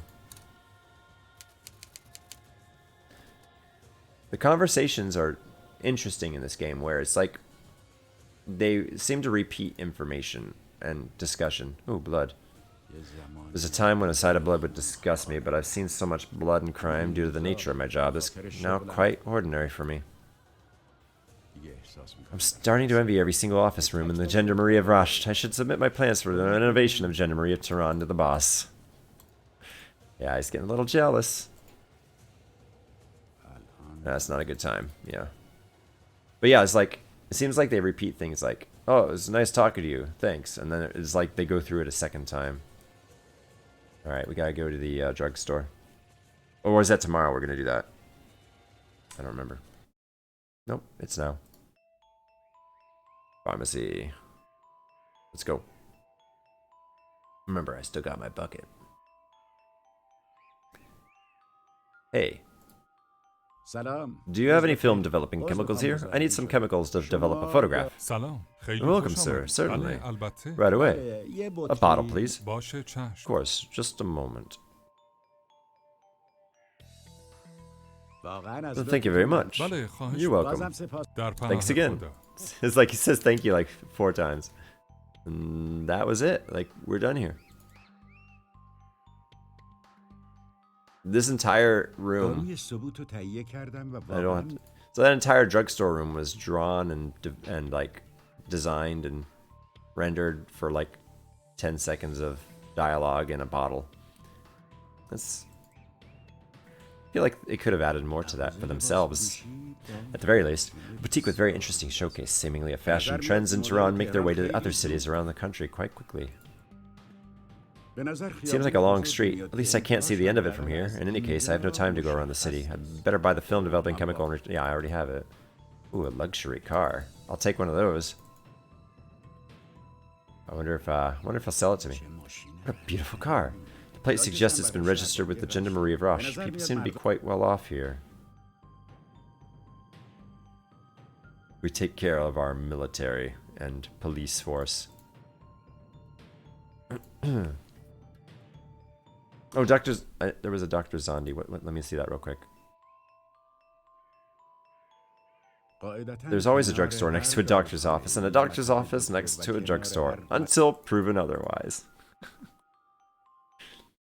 Alright, now let's go back to the hotel, I think. Right? Sun's starting to set. Perhaps it'd be nice. We can finally tackle that cake that's been waiting for me for 15 hours. Let's see if he has anything to report. سلام. Good morning. صبحتون بخیر. Ashfar from Room 206. I have a من quick افشار question to ask. سلام جناب There's no need to کارگر introduce yourself, sir. ممنونم از لطفتون. Oh, he's just gonna tell us where to go. با پای پی نه نه نه نه. استد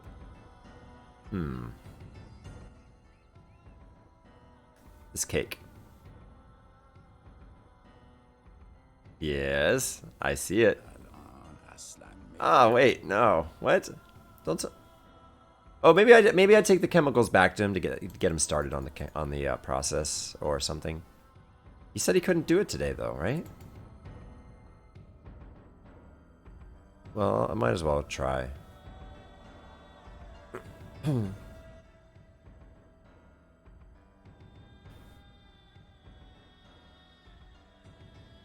There's the, yep.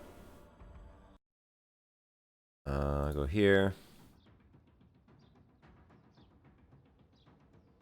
Run! Run, Afsar.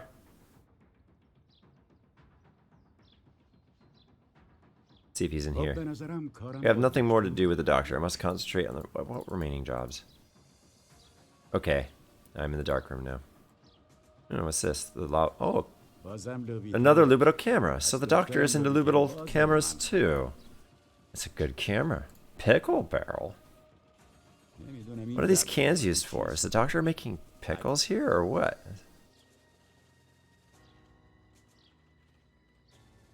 Polish immigrants. به نظر میاد Seemingly, the doctor's been using this darkroom to develop photographs for years, and the people in these photographs seem like Polish immigrants to Iran during World War II. Here's the processing tape. Oh, wait. Oh, I missed something. چه چاپ- These photographs are printed with nice quality. Evidently, aside from being a good doctor, he has a hand in photography, too. Empty bottles. چیز خاصی نیست. Nothing special, some empty bottles, a photograph developing chemicals, along with other chemicals I can't recognize. بعد از اینکه کاغذ After taking the photo paper out of the stabilizing chemical, I can hang it here using this clip until it dries. There's the lamp. درسته. Admittedly, the light is a bit intense and irritating, but this is the only light suitable for developing photographs. Any other light will ruin them. It is kind of fascinating how that works in real life. Archives. Guess these closets are used to store autopsy tools, or perhaps the doctor's photo archives. Alright, let's get the chemical. Nope.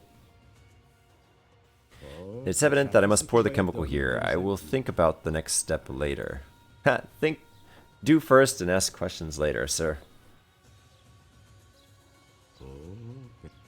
Oh, I did. Okay, I guess you should put the film here. Let's take the film out of the camera. Separate it. Wait. My job here's finished. Now that I have the photograph, I have to show it to an expert like Dr. Mafasagi, the professor of semiology at the University of Tehran, is the only person I can think of right now. I have to send him this photograph. It's the best I can do. Well, خالکوبی عجیبی که روی بدن- strange body of the victims last night. Anyway, I have to show this to the tattoo. Yep. You'll be able to tell me the meaning behind this. Stitch opener I picked up from the autopsy room. Its sharp tip can open any stitch. It may also come in handy for picking many types of locks. Okay. You piqued my interest, Mr. Afshar. Is it getting... Oh, hey. Oh, is the store open? Can I go in? سلام روز بخیر. Sorry to bother you. سلام بابا جان. Hello, sir. Can I help you? ممنونم. Thank you, son. I want to go to the post office. I'm a stranger in the city. Could you please give me the address? Certainly, son. This street leads to the Kavan Al-Duleh intersection. Once you get there, you should turn right and carry on until you get to the Sepas Salah Street. Post office is right there at the beginning of an alleyway. خیلی ممنون. Thank you very فقط much. میتونم پیاده Oh, one more برم thing, یا though. با Can I walk there or do I need to take a cab? A young and energetic man like you can go on foot. It won't take more than 20 minutes. البته Of course, thank you. Have a nice day. Take care, son. I thought I called him son, and then he just turns around and returns the favor. Alright, so now we're going here, huh? Central Post Office of Rasht. I finally found it. The Central Post Office of Rasht. All in one. All in all, it wasn't such a straightforward address. Oh, a naughty boy. Little boy is playing and drawing on the wall using a piece of chalk. What an interesting and character-building game.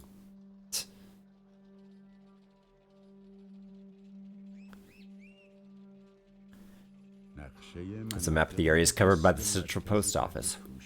Deliveries are possible only to yellow areas on the map. Thank God Tehran is among them. Yep, that'll be able to get our letter there. Apparently parcels are packed and posted inside these boxes. It should be a notebook for registering postal receipts. Alright, so what do you got for me? Hello, good day to you. I'd like to send this photograph to Tehran. Hello, unfortunately all our stamps are ruined. Come back tomorrow if you don't mind.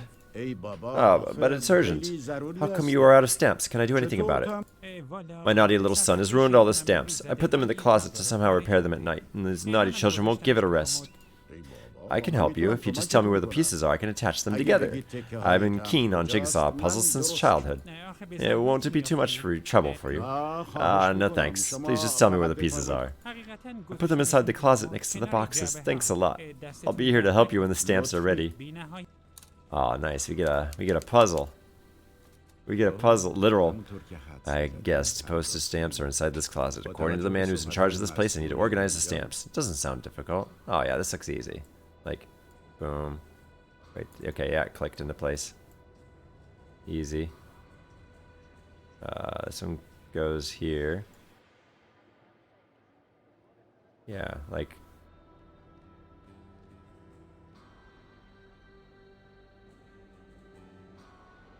There. There. I wasn't done. I'm already running late. I'd better leave this place before the nightfall and give the postage stamp to the man at the office. So send my parcel. Ooh, with this, he's gonna... Wait. Is this guy gonna notice? Wait. I better examine the clue I found in the victim's pocket last night. I may be able to obtain useful information. Oh, things are going so fast. Hey, kid, I gotta... Thank you. I gotta thank you for having that puzzle for me to do, which... It was a fun puzzle. Where are we going? Where is this place?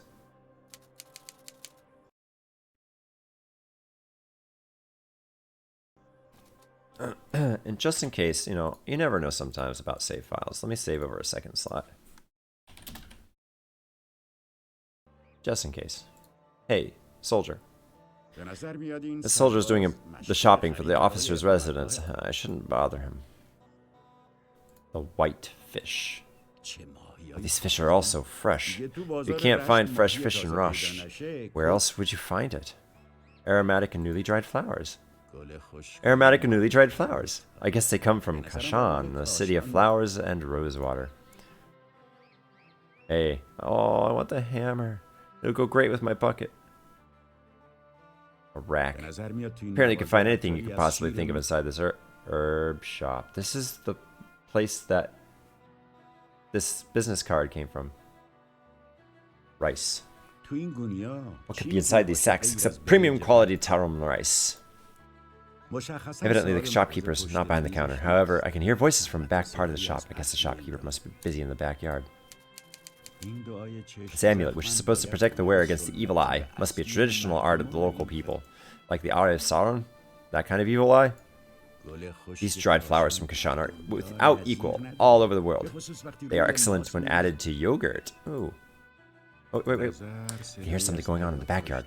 I can't leave this place without wrapping up my clues, so I better get inside. I'll take my chances. Anyone here? No. Yes, he's hiding. You thought you could hide from me. Just like that bird up here. You thought you could hide from me, you bird. Oh, he's hiding from me. He's gone.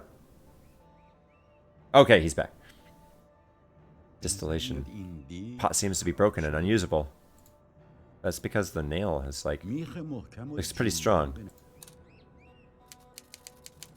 Alright.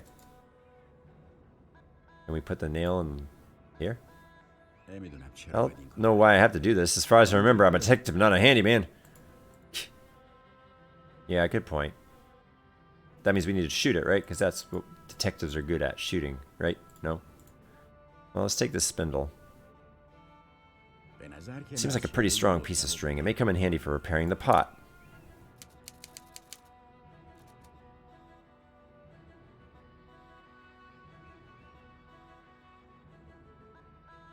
Why do I have to repair the pot? Alright, let's talk to it. Wait, hold on. What's this? Tanker. Seemingly has been abandoned here for no reason since the last time it was used. Okay.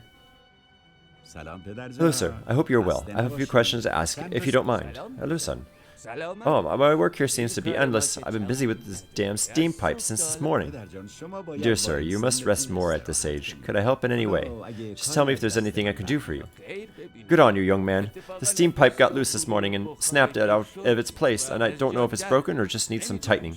I can't possibly do it myself with these weak and shaky hands. It won't take more than a few minutes for you to fix it, though. The first pot, right? I'll get it. Don't worry, I'm quite good at fixing stuff. This is all I do these days. I don't know how to thank you, young man. Broken distillation pot. Alright, I have to fix this pot so as to start a conversation with the old shopkeeper. I think I should somehow fix it with tighten and broken rod inside this hole. Anyway, it doesn't seem to be an easy job, and if I need a sharp tool as well, some strong thread.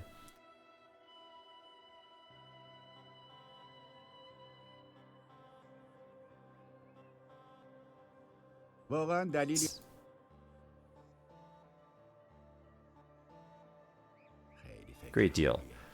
If I want to fix this pipe tightly in its place, I should dig holes into it. Otherwise, it'll pop out again with steam pressure. It's perfect.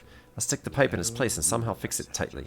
Then I'll have to use this nail to dig 2 holes into it so as to make a way for the strings. Okay, now I should tighten it up and then it's finished. Now the pipe is in its place and the holes are made, all that remains is to carefully move the string through and wrap it around. And that's all. Brilliant. Now you can make rosewater and herb tinctures as much as you wish, sir. Yeah, you're all good. You're all good. And I didn't have to use my bucket. Alright, sir. Your pot is ready to use now, and I have a question to ask if you don't mind. It was nice of you, son. I'm at your service. Just tell me how I may help. I'm Detective Ashar from the Gendarmerie of Tehran. Last night, a receipt and a business card belonging to your shop were discovered inside a victim's pocket. Can you tell me to whom did you issue this receipt? Do you have his address? Don't mind the blood. Sorry for taking your time. Why don't you introduce yourself earlier? Don't mention it, sir. I appreciate your help. It'd be great if you could give me the address of the person you issued this receipt to.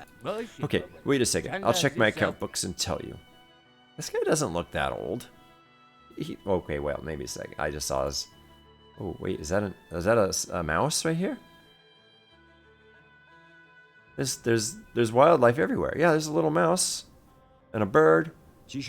Pardon me, sir. Do you have any information about him? Yes, son. This belongs to Mr. James's boarding house. It's located just before Shara Inu. This boarding house is used by foreign students. They often do their shopping here. The name escapes me. It was Hamid, I guess, but I can't remember his last name. Excellent. Thank you very much, sir. It was a really great help. You're welcome. You really helped me too. Great. A pond. Is there fish in there? They fill the pot with water and damask roses or any other herbs, and you put it on the fire, and then they place these containers inside cold water to make rose water and other herbal tinctures. Bucket with water. No. I tried. Alright, well, a warehouse. There's a warehouse here.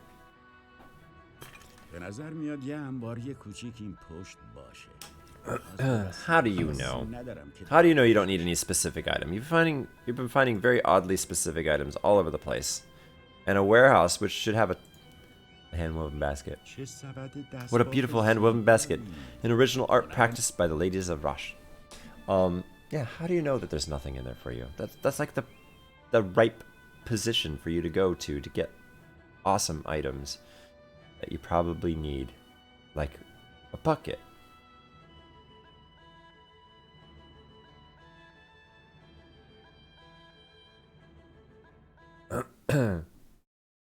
Ooh. Has it gotten dark?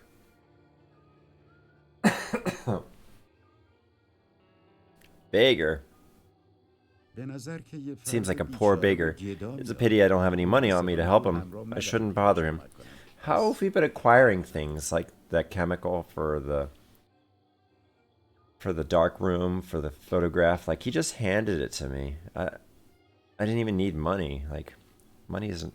This guy doesn't need... If I don't need money, this guy don't need money. Come on. Right? The dark back alley. Oh, no. Take your time. I wouldn't want to go there either. Some light is coming out of the boarding house's windows and illuminating the alley. There's no back door. It seems there is someone inside the building, but why doesn't he open the door? That's such an odd observation.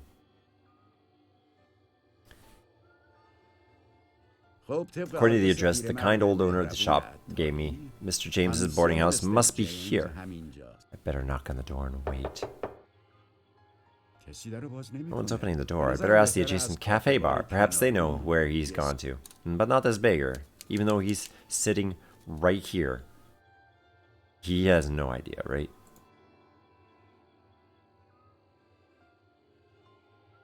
Come on, move it. Come on. Apparently the boarding house and cafe are both parts of the same building. Probably both belonging to the same Mr. James, the old owner of the herb shop was talking about.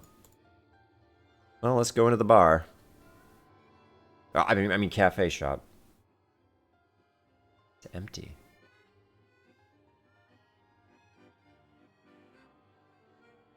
Water closet? Is that what WC? I don't know where this corridor leads to, and it's not right to wander around the shop right in front of the coffee man. Helper?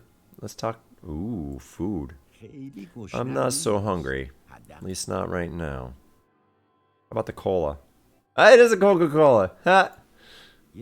A can of Coke. I'll pick it up. Aside from being a beverage, Coca-Cola certainly has other uses too. For instance, it's a good electrical conductor. It also is great at removing rust. I've done it before, in real life. Hello, dear friend. I hope you are well. This is Afshar from the Criminal Investigation Office. Hello, Detective. That voice. Do you know anything about this adjacent building? Do people who live there ever come here? At boarding house? Of course. They come here from time to time. A bunch of students and counselors are living there. The owner is an Englishman called Mr. James. Lately, they don't come here as often as they used to, though. I just complained about something and they were affronted. So they were boycotting this place. A lawsuit? But why? These two buildings used to be one many years ago. Of course, they were separated later, and I turned this place into a restaurant, but both places share the same junction boxes and meters. Honestly, who uses more electricity? My dimly lit restaurant with only 4 workers, or a large boarding house? And when you ask them to consume reasonably, they get confronted. Oh, detective, these people. Yes, it's really strange. People become terribly inconsiderate these days. You are right. No one ever cares if you're right or not these days. I won't take up much of your time. Do you know if he's inside the building right now? I knocked on the door several times, but no one answered. Until half an hour ago, they were making quite a noise. By the way, there is a watchman and a caretaker who's there around the clock. I guess you'll hear if you knock a bit harder. He's probably busy drinking. Yeah, he's probably busy drinking. Hey, you. Seems to be the helper. He's deep in thoughts. I shouldn't disturb his peace. Yeah, he looks peaceful.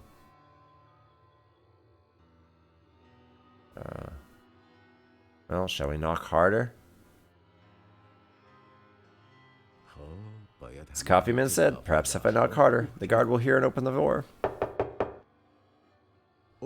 Oh, I hear footsteps approaching. I suppose he must have heard it. Thank God that he responded quickly for once. Or at all, for once. Oh, whoa, dude.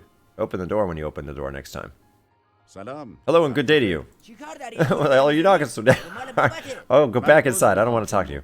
I'm sorry for knocking so hard on the door, but you wouldn't have heard it if I had knocked gently. By the way, please watch your manners and be polite. Stop talking so fancy and all. What do you want anyway? I'd like to see Mr. James. He isn't here. He's out of town. Can I get in and talk to Hamid? Nope. You need a card, enter. Do you have a card? Yeah? A what card? The residence card. Just go away. It's quite clear you don't have it. Don't waste my time, man. Whoa. And literally like a flash, he's gone. Okay. Guard's a really rude person in the boarding house. He's looking for the admission card with a nasty way of talking. No problem.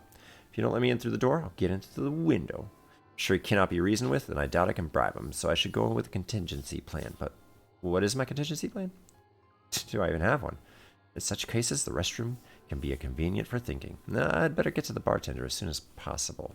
Yeah, the washroom, right? The water closet. این لامپ روشنایی خیلی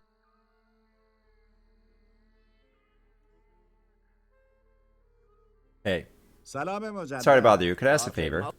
Can I use your bathroom, please? Of course, this is the wooden door down this corridor. There we go. That's more like it. Okay. Can I fill up my bucket of water here? Where's the toilet? I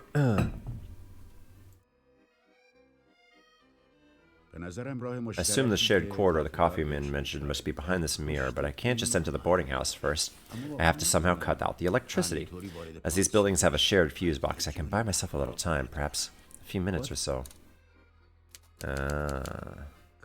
Dear me, I can see so many strands of white hair here in the mirror. I have to come to terms with the fact I'm getting old. Welcome to the club, Ashir. Washing liquid. I put some washing liquid here. You may find it useful. I'll pick it up. Handkerchief. Guess this handkerchief will come in handy. That's not a handkerchief.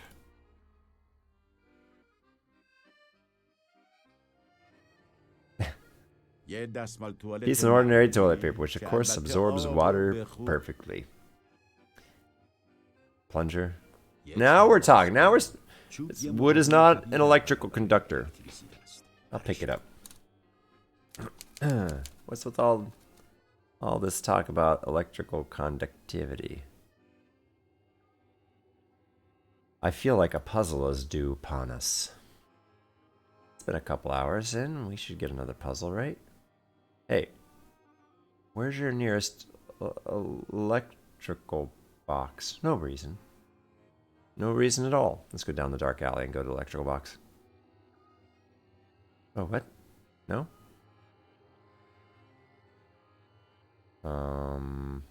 Hey, you. Beggar, where's...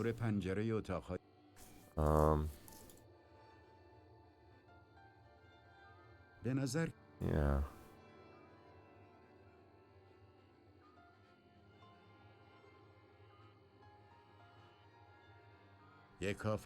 Crowded and interesting cafe. Unfortunately, I'm not here on holiday.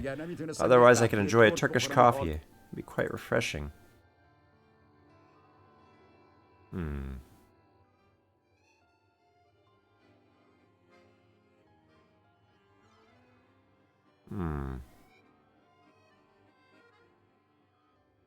I got a lot of stuff now.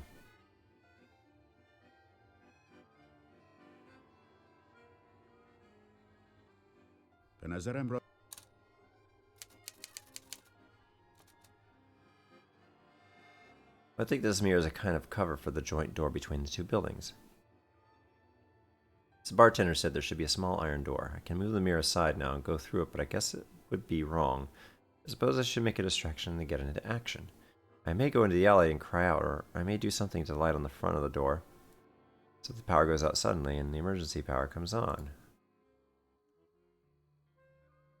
Yeah, I think that might have triggered the ability to interact with something.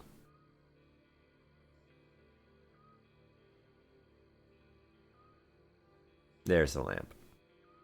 Guess I can generate a little short circuit by tampering with the lamp holder so the fuse blows. I can get on with my job, but I must be cautious. I don't fancy getting electrocuted. So we put the coke into the bucket. Nope. Just kidding. I have to get on with the matter at hand.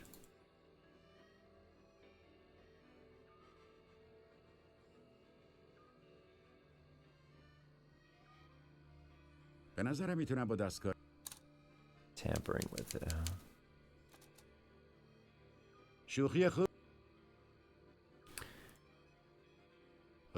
Why should I put the cloth on the light bulb?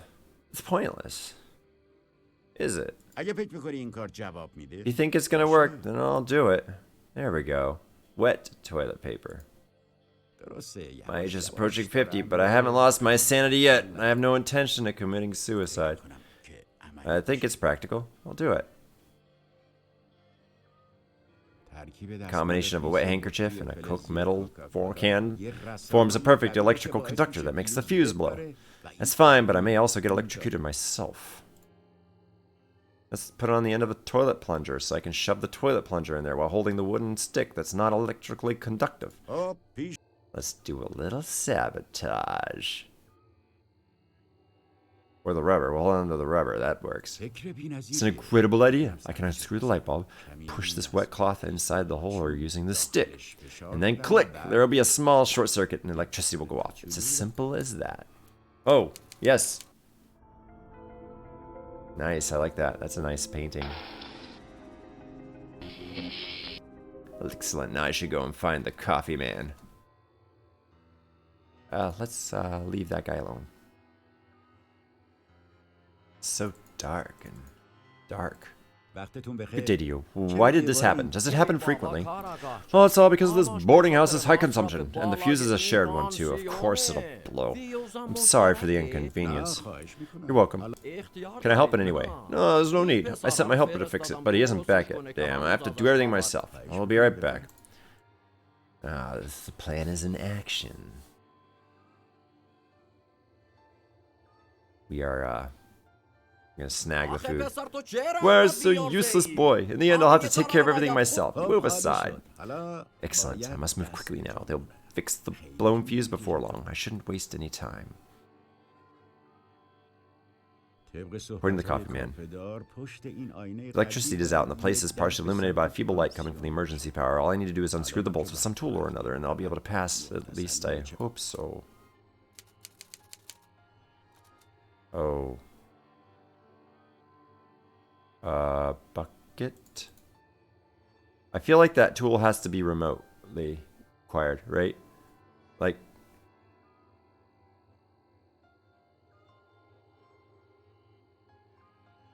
is there a knife on the counter or something? Is there a spoon? Thinking about food under current circumstances is a sign of perfect psychological and mental health. Congratulations.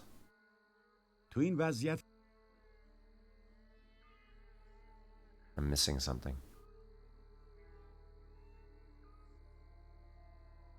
Mirrors fixed. I can't easily move. Remove the screws. Here, the only useful thing is a screwdriver. I better go to the baker sitting out in the boarding house. Okay, whatever. I wouldn't have thought about the baker having the screwdriver. Maybe I can pay him off with some food. Don't mind me. I'm just about to enter your place. What can a poor, rich soul man like me do? I need a knife or a screwdriver. You certainly have something of the sort among your stuff, don't you? Yes, I use it to break junk and hard bits of food. I'll give you the knife if you get me a drink from that fancy restaurant. The food? Okay, I'll bring something for you. Just stay here and don't leave. Don't worry, I'm here night and day. Most bakers, yeah, no, all bakers carry screwdrivers with them. Yeah.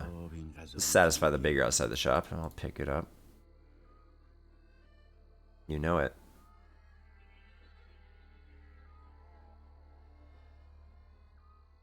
A meal fit for a baker. Here you go.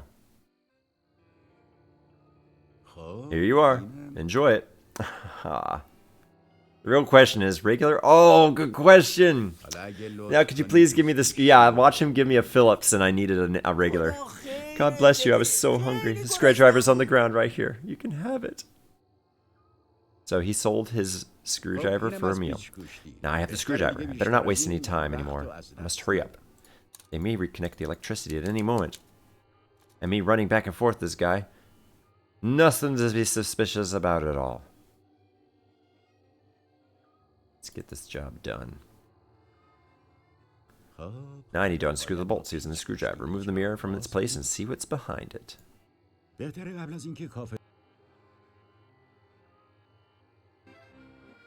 It's a regular.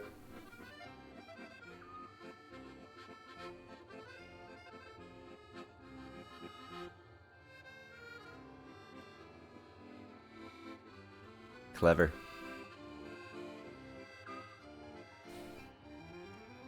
They actually had me use the screwdriver. Timber! I should be able to remove these pieces of wood with a little push as they are not pinned to the wall. Push away, man. Yeah, brilliant. Now I must try to open it. Okay, now I have removed the wood too. All I need to do is bend over a little and pass through the door. Well, and now I'm headed for Mr. James's boarding house. Ah, damn, the door's locked. I wasn't expecting this at all. I must somehow pick the lock with something, like the safety pins my grandmother used to have. Now it's only me, this lock, and a stitch opener. I guess I'll be able to pick the lock with no difficulty at all. Glad I found this thing. That was all Skyrim all over again.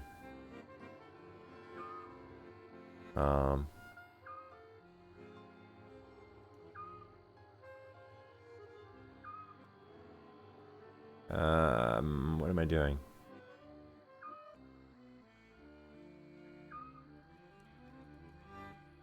Yeah.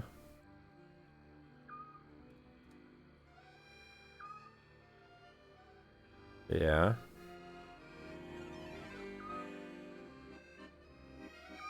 Oh, okay. It's like just push up and then click, push up. I thought I was trying that though. No wonder these people are upset with the bar. Look, the music is just emanating through management. Elizabeth II, Queen of Britain. I remember my granny saying that Elizabeth II used to be the queen back when she was only a child, and she's still the queen, and will probably still be in 2017. This game came out in 2017, by the way. That's how he knows.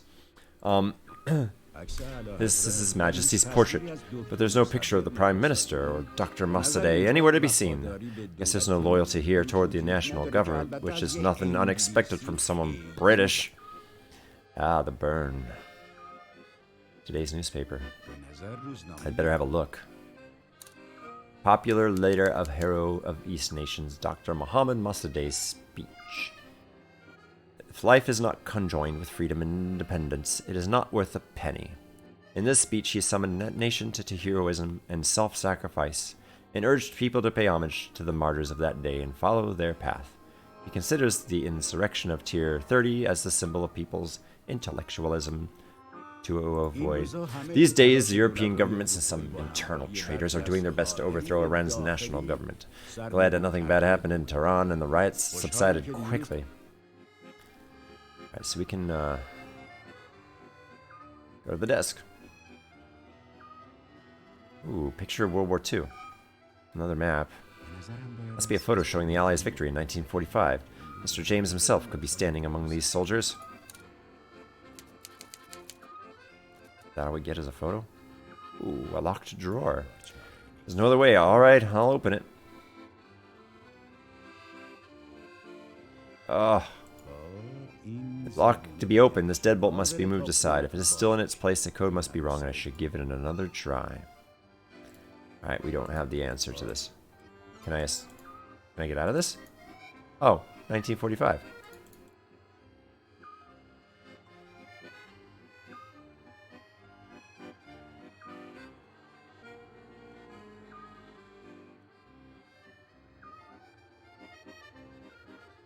At last, it's open now.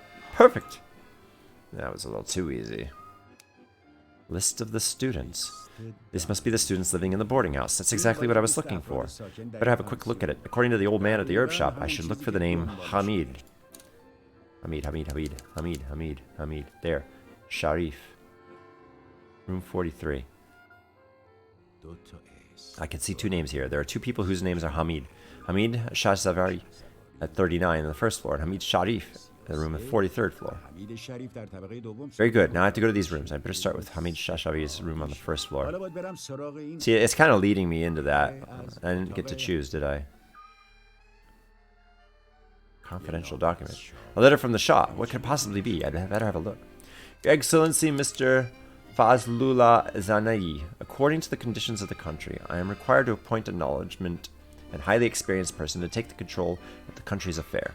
Hence, I am well informed about your resourcefulness according to this script. You are appointed as the Prime Minister. I ordain that you put all your effort in reforming the country's affairs and resolving the existing crises. Mohammed Reza Shah Pahlavi. Why on earth is this letter here? Why should there be a copy of Shah's orders appointing Zahidi as Prime Minister here? Even though yesterday's right in Tehran was thwarted, this is making me very worried. Better go to the rooms just in case I manage to find more information. This game is extremely linear and it forces your hand at almost every turn. Yeah, I mean, it seems like it wants to tell a story more than it wants to confuse and intrigue the puzzle aspect of these styles of games more than anything else. 33. That wasn't one of them, right? 33 and 43. Okay, yeah, it is this one. Wardrobe book. Note paper. Let's go here first, actually. Some class schedules and a few ordinary notes. Nothing useful. A few pamphlets and some books by Parviz Ghazi Said. There's nothing worthy of attention. Movie poster. Seemingly, Hamid Sazavari has been keen interest in Persian films. I doubt that the guy is the person I'm looking for. In any case, I must investigate the room carefully. I think Hamid Sazavari isn't the man I'm looking for. He seems like an ordinary, happy-go-lucky kind of student. I better go upstairs and have a look at Hamid Sarif's room.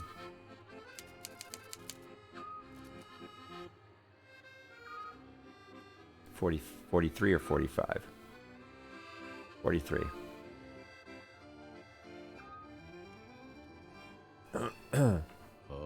Alright, this is Hamid Sarif's room. I hope I'll be able to find some useful information here. Ah, seems to be locked. The key must be on the other side. I need to somehow open it. I can't wait here for long.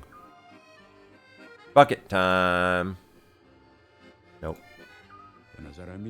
Guess I could push in a piece of paper through the gap under the door and to drop the key on it might work. Ah, the whole slide a piece of paper under the door trick.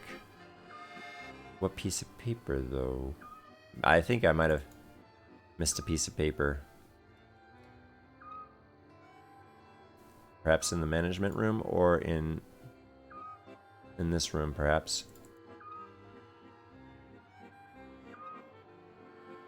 Yeah, probably management.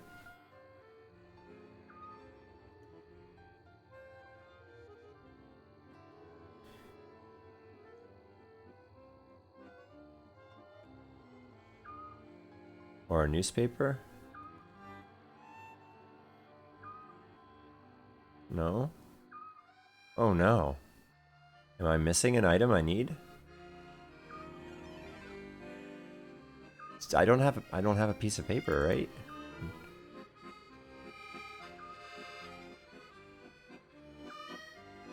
Because what if I get here without the... Oh no, it could be... Oh, maybe there's something on the notice board. Most prominent message on the notice board says this place is a boarding house exclusively for males and ladies are not allowed entry. Oh no. Warehouse! Oh! Wait, no. Just like the list in Mr. James' room showed, the warehouse is located on the second floor, right next to Hamid Sharif's room.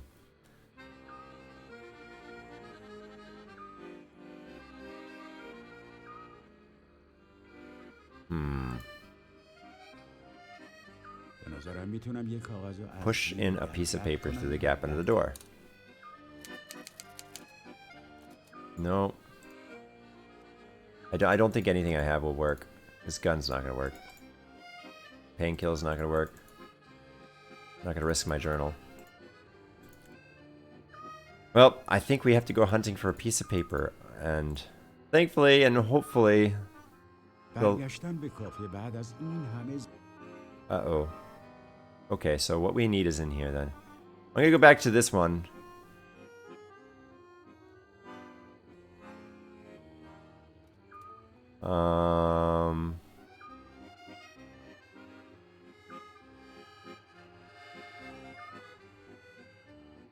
What do I do? Okay, let's go back into management real quick. Maybe there's something here.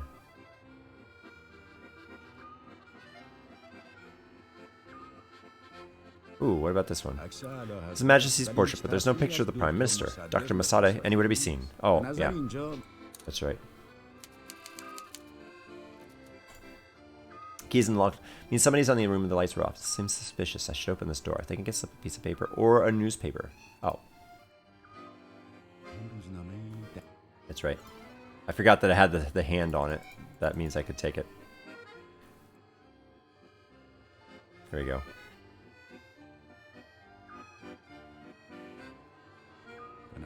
Okay, now I can put the newspaper through. Alright. Perfectly. I just need to push the tip of the key a little with my finger, and then it'll surely drop on the newspaper. I heard it hitting the ground. I'll have to just pick it up and get into Mr. Shoddy's room. Well done. Is he going to be dead? Oh, he's hiding.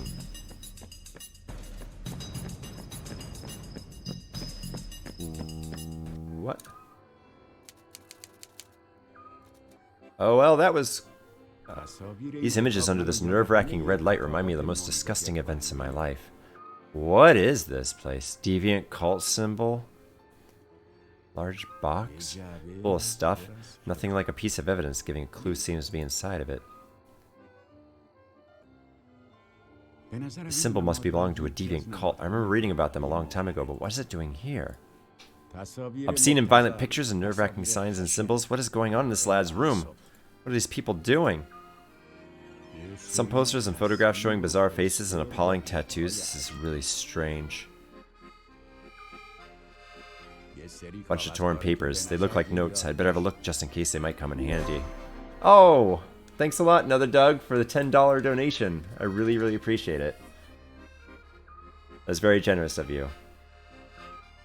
I hope you're enjoying this one. This is, it's, like I said, it's pretty linear, but we got alcohol. We also got a bucket.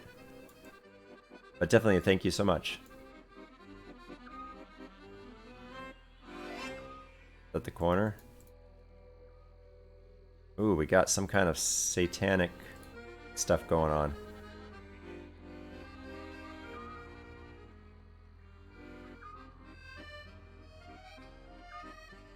Let's go down here.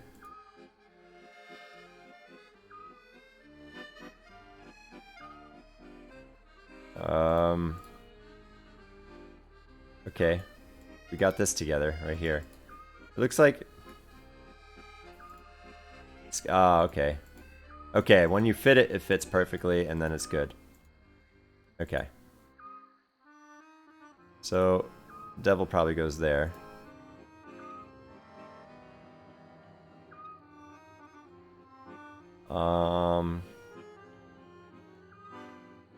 Feels like this should go there, yeah. There we go. Just whatever you do, please don't like end the puzzle before I finish it, like it did with the postage stamp. I want to actually play this one.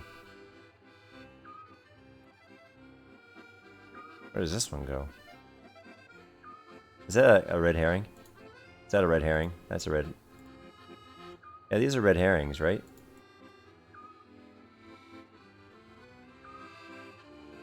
No? Oh, you can right-click them.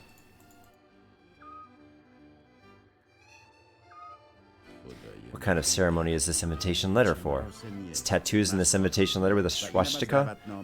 I sense something fishy. I have to get over there, but not now. I should go tomorrow morning. So it was torn up.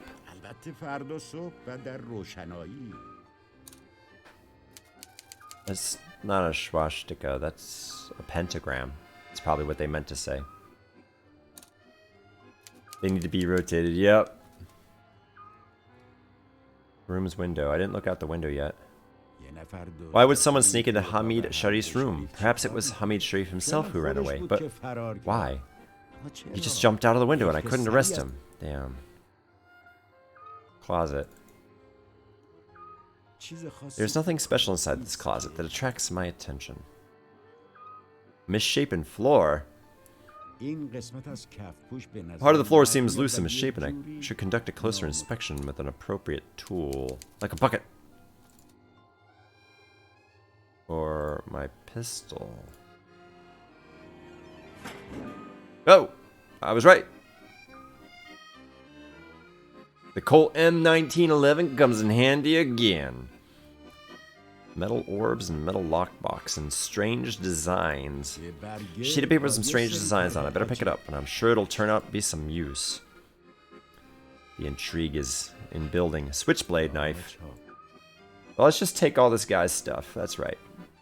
This is very strange. No lock on it.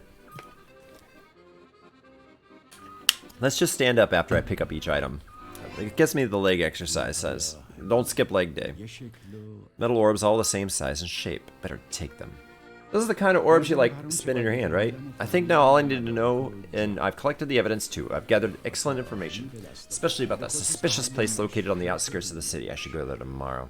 I'm very exhausted now, and I'd better return to the hotel and rest. Oh, we don't get a choice, do we? Well, that's quite successful.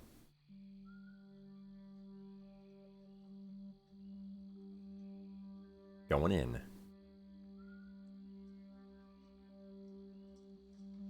The place does feel... The world... Oh, there's that umbrella again. The world does feel kind of empty. Like, granted, there were a couple of, like, police officers here and there. But outside of that, like, and these guys in the office, it feels pretty empty out in the world. Like I'm the only one in the entire world. Hello, any messages? Hello, Mr. Afshar. I hope you have a good day so far. Yes, there is a telegraph for you as it happens. Thanks. May I order a cup of tea and a slice of cake, please? I didn't even eat my first cake. Why am I going for a second cake? Must be very tired. Yes, it was a really busy day. Thank you. Hi, Mohammed. I would be honored if you spend some time with me. You're my husband, you know. I'm tired of being alone in this city. Anyway. How are you? Your wife, Zari. Aw, she sent me a telegram. Thinking of it, I haven't saved in a while.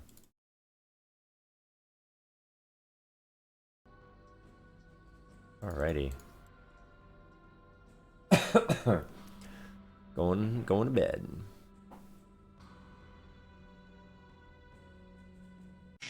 Oh! Here's your order, detective. Well, thank you very much. Good night. Ah, I finally get some food. You're hearing us from London, and the time is 12 p.m. here.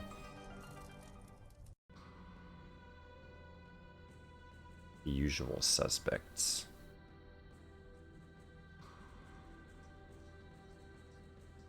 Another day has come. I hope today I'll be able to find something from following the clues I have.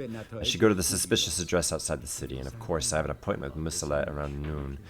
With that go-between set up by the boss, I just hope that I'll be able to find a cab or a bus to Musala. Bro DoorDash in the middle of this investigation. Hey, when you get the grumblies and the hungries. Look, that cake's still here. What's that? I don't feel like having breakfast. Yeah. Feel like a radio? Yeah. Fireplace. Oh, it actually does turn on the music, but it's music overlaid the music, so it's hard to hear it. What? This is a weird design. I'm not sure whether Hamid Sharif is the victim of the Kitab al-Satane intersection murder, but I'm sure he wasn't a trustworthy individual. The instruments and symbols and images I found in his room didn't seem to belong to any ordinary person, to say the least. The lockbox I took from Hamid Sharif's room is so strange. The odd thing is that it neither has a padlock nor a combination lock, and it doesn't even have hinges. I don't know how to open it yet. These orbs are really heavy and strange. I don't really know their use, but I better take them with me. Clearly I can't have my cake and eat it too. Why am I leaning against the door? The way he was leaning, it almost looked like he was had his back up against the door. That was kind of weird. No, cakes are optional, and they're currently not an option. Talk to you again. Hello, such a pleasant morning, isn't it? I'm expecting a telegram from Tehran. Is there any message for me? Oh, good morning. Yes, detective. It was going to give it to you before you left. Here you are. Thanks, I was really expecting this. Only one more question. How can I get to the bus terminal? I should pay a visit to the village of Musale. No problem. You just have to ask for directions from Darvaze Rasht. Once you get there, you'll see the bus terminal at the end of this Tupkana Street. Bon voyage, sir. Thanks a lot for your help. Have a nice day. Hello, dear Ashvar. I saw the weird photos you've sent me. It takes a good detailed explanation, but no good events are coming. Since I can't explain everything to you completely, I coordinated with one of my colleagues, Mr. Ahmadi, who was my master coming to the north from Tehran after retirement. I sent him the information. His address is in this message. He's waiting for you in the afternoon. I hope he can help you. Be very careful and take it very seriously. May God be with you.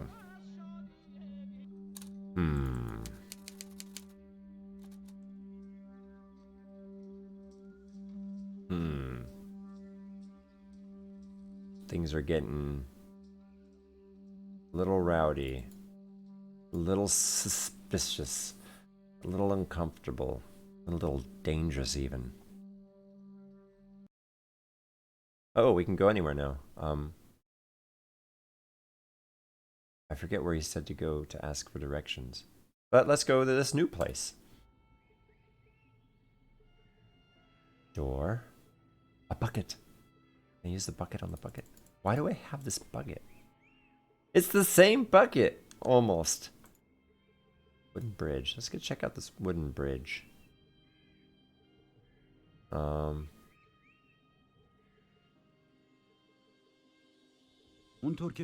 to the invitation letter, the hidden location must be behind the houses and the gardens gate. I don't have to go over the bridge to the other side. Ah, there's the back of the garden.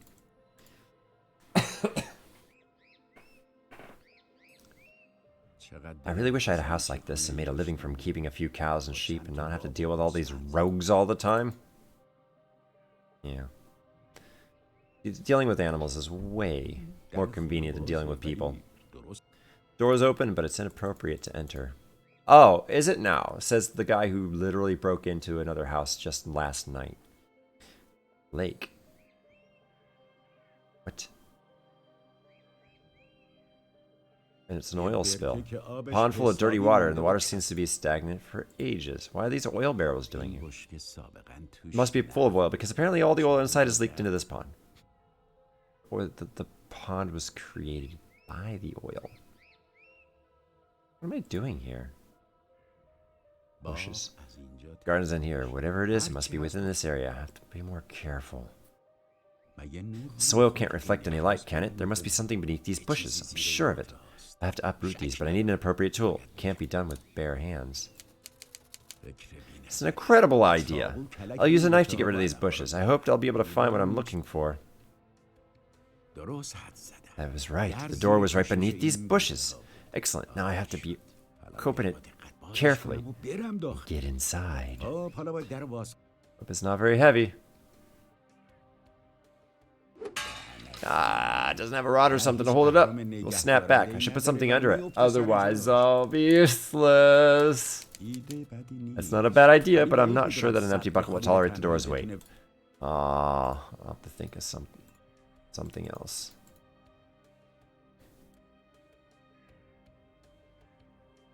My gun. Pills. The barrel. Roll out the barrel.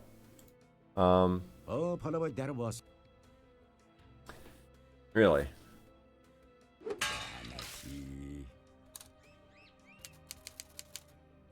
There's a suburban forest.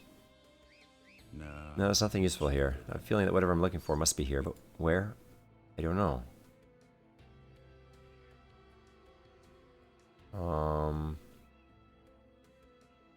Well, let's go back out here, see if there's anything I missed.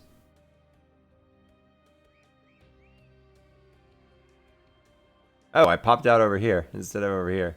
That's silly. Oh, is this going to be a wander around till I find what I'm missing kind of thing? Scoop the water with the bucket. Empty bucket. He did say the word empty, yes.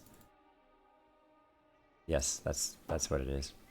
It needs to be a non-empty bucket. I thought I was missing something. Hey, you know what? This bucket, we knew this bucket was gonna like come in handy someday, right? Ah. No?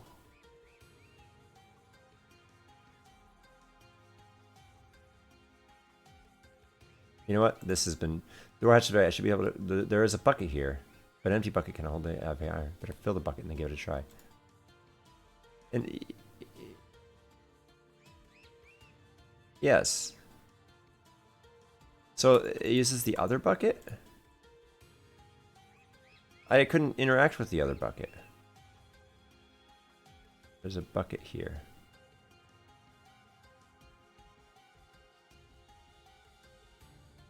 To the forest. Is there another place where water is? Was there another place with water?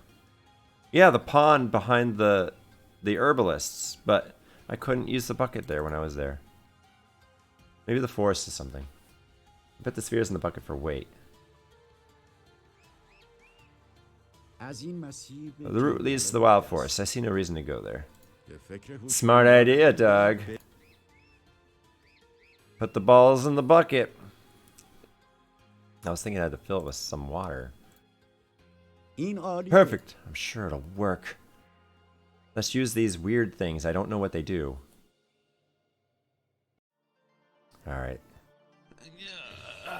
Torturing you?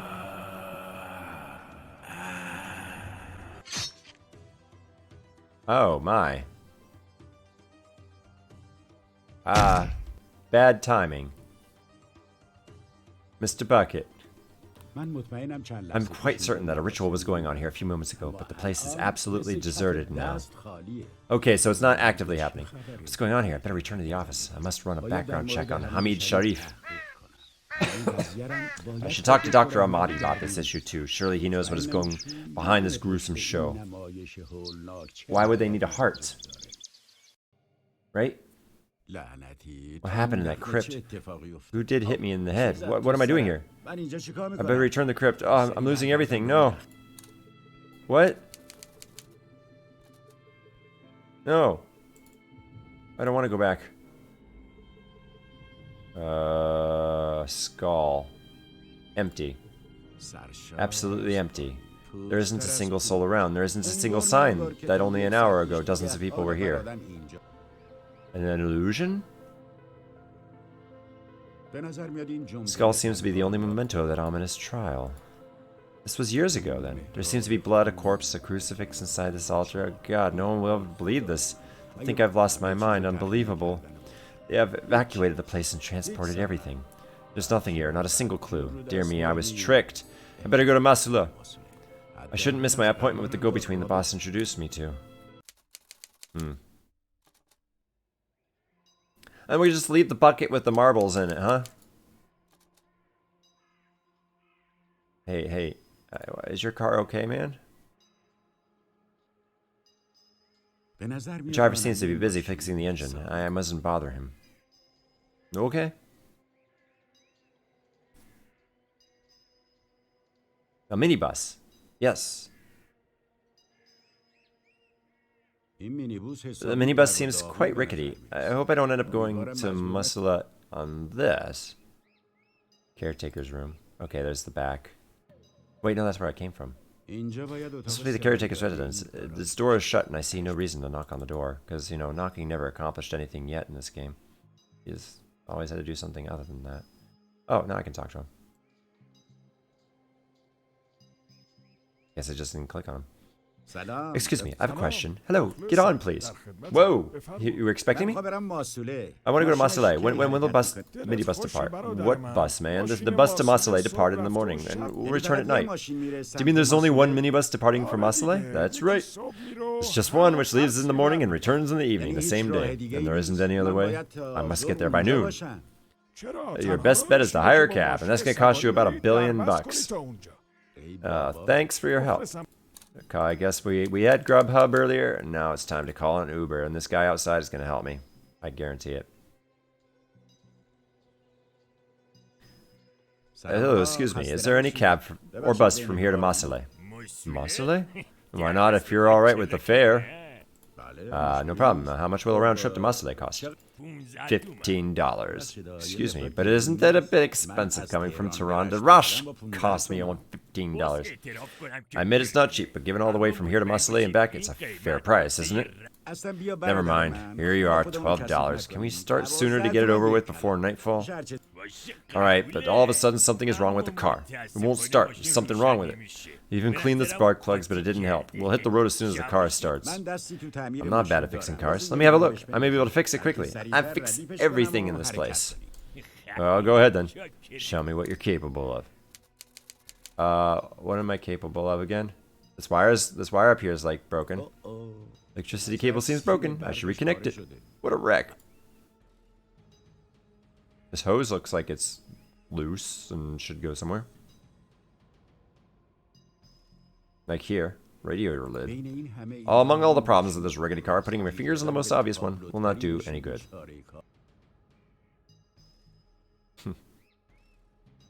Yeah, I swear that this tubing here is... The puzzles aren't that difficult, sadly. And I say sadly because I like challenging puzzles. Up. Unplugged wire. Unbelievable. He unplugged the wire to clean it up and he just left it that way. I better plug it in again. Yeah, see? I knew it. I had to click the port, not the wire. Okay, now let's... Well, the radiator cap isn't in its place. I better put it back where it should be. This car seems ready to take us to beautiful Muscle, the jewel of the north of Iran. Mind you, I was about to fix it myself, but you finished the job anyway.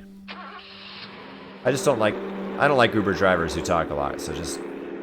Don't talk a lot, okay? Okay, good. He didn't talk a lot. Thank you. And this is the village of Masale.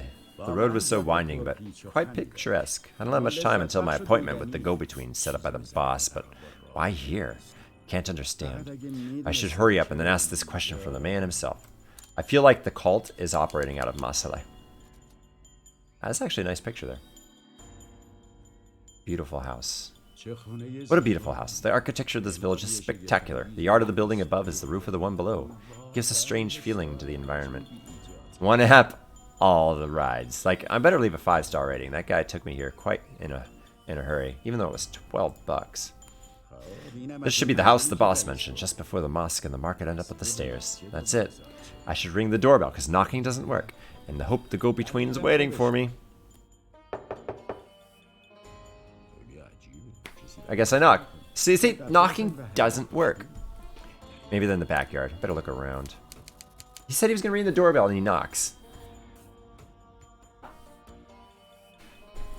Okay, so there's a barn door, a beautiful window.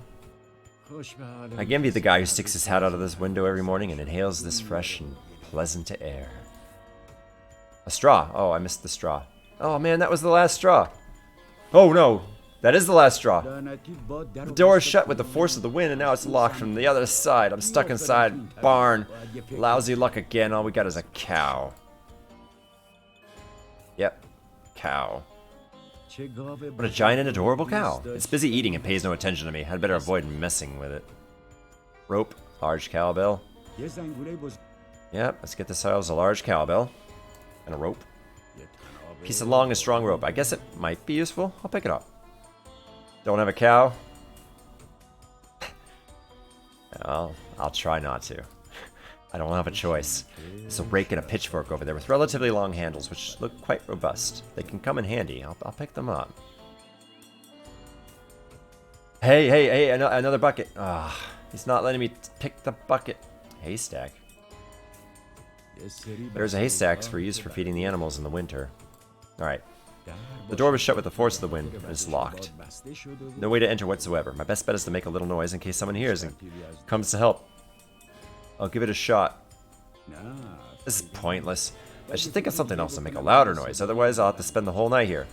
How about we put a lamp in front of the cow, spook the cow kicks the lamp over, and catches the place on fire. Sounds like a great idea. Alright. So we put the bell on the rope and swing it around and make a ton of noise. It's certainly practical, so let's make no excuses and just do it.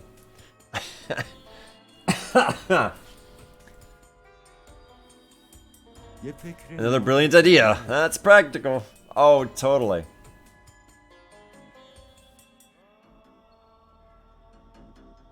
It's the best thing you can do in a barn. Let's see.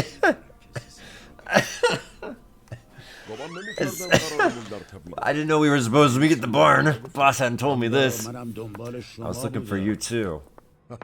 Oh, you were looking for me inside the barn? Thought I was a cow? Sorry, it was a mistake. I knocked on the door, but there was no response, so I circled around the house and didn't find you. Then I got in the barn, the wind shut the door. You know the rest of the story. It's the best thing to do in a barn. Alright, let's get down to business. We better go inside and talk. I'm really eager to know what on earth is going on here. Within the past 2 days, I've become involved in 2 cases without wanting to. Of course, you have a right to know about everything, but please don't be naive. Calling me naive? Do you know who I am? Yes, I know, but thinking that a murder happened just outside our hotel exactly at the night of your arrival, all by accident, is incredibly foolish. You see, I thought that too. What do you mean? Please explain. Everything started with the nationalization of Iran's oil industry, and of course lowering the Anglo-Persian oil company's placard in Rosh. You know, the oil resources in the north are as interesting for the British as the southern ones. If not more so. Little by little, we felt that suspicious things were happening in this province. What do you mean by suspicious activities? You know, somehow attracting and recruiting the youth, especially the foreign educated ones, and then publishing all those underground newspapers against the government and our religion, and of course, a few very suspicious incidents. I assume you're referring to the death of Dr. Zeragzadeh and Detective Hosseini, but I believe it was established that they both died of natural causes. That's right, but these incidents have demoralized Rosh's people and weakened the city in terms of its political influence. What about the murder that happened 2 nights ago? The way it seems to me, they want to distract people's attention from a very important occurrence. I assume you are aware of the recent events in Tehran. Yes, I'm glad my colleagues in Tehran have managed to control the situation with the help of the people. You can never be sure, the danger still persists. Danger? Are you referring to a specific incident? Of course, if we knew everything, then there would be no need for your presence, Detective, but we guess that certain activities are going on in order to set the stage for a full-blown coup, or riot. A coup d'etat? Not completely implausible, given what happened in Tehran yesterday. But I can't connect these 2 incidents in any reasonable way. I had to be honest with you. We don't know much ourselves. We just know about a clue. In the course of my investigations, I came across someone called Mr. James. He's quite suspicious. Why? You may find it interesting that I found a copy of Fazlullah Zahidi's unlawful decree in his room. Oh, suspicious in that way only, sure. This is really strange, but not unexpected. The British have done everything they could to undermine the nation's freedom.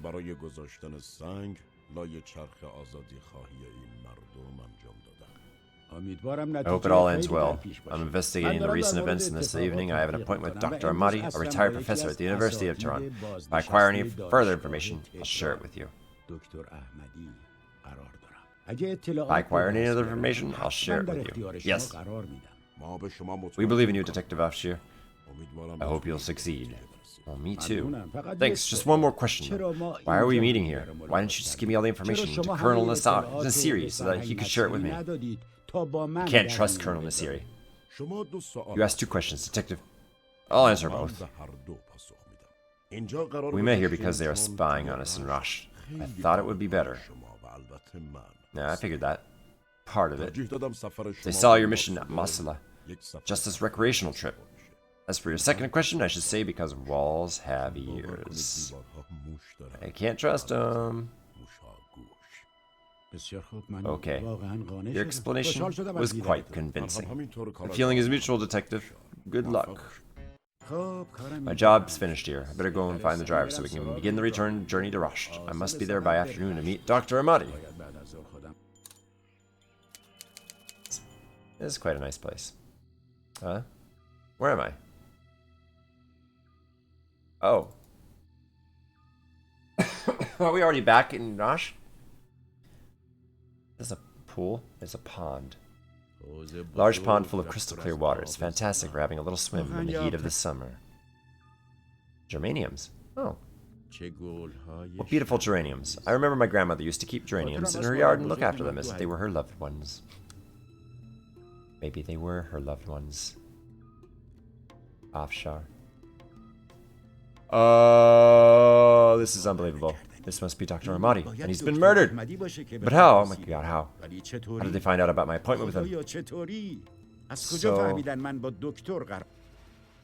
I heard noise. I heard a You hear that noise? It's only 10 o'clock. I don't know the time of the murder, but given the time of my appointment with the victim in the afternoon, it seems that the murder must have happened before 5 p.m.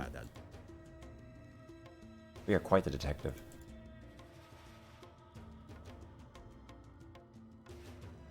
Symbology books. Apparently the murderer searched this place thoroughly, either before or after committing the murder in order to find certain information.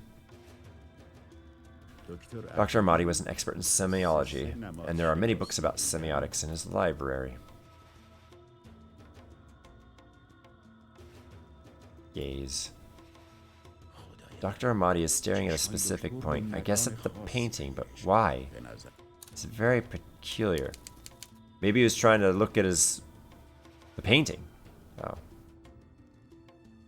Poor Dr. Ahmadi. He was murdered for something in which he probably wasn't even involved. I wonder how they found out about my appointment with him.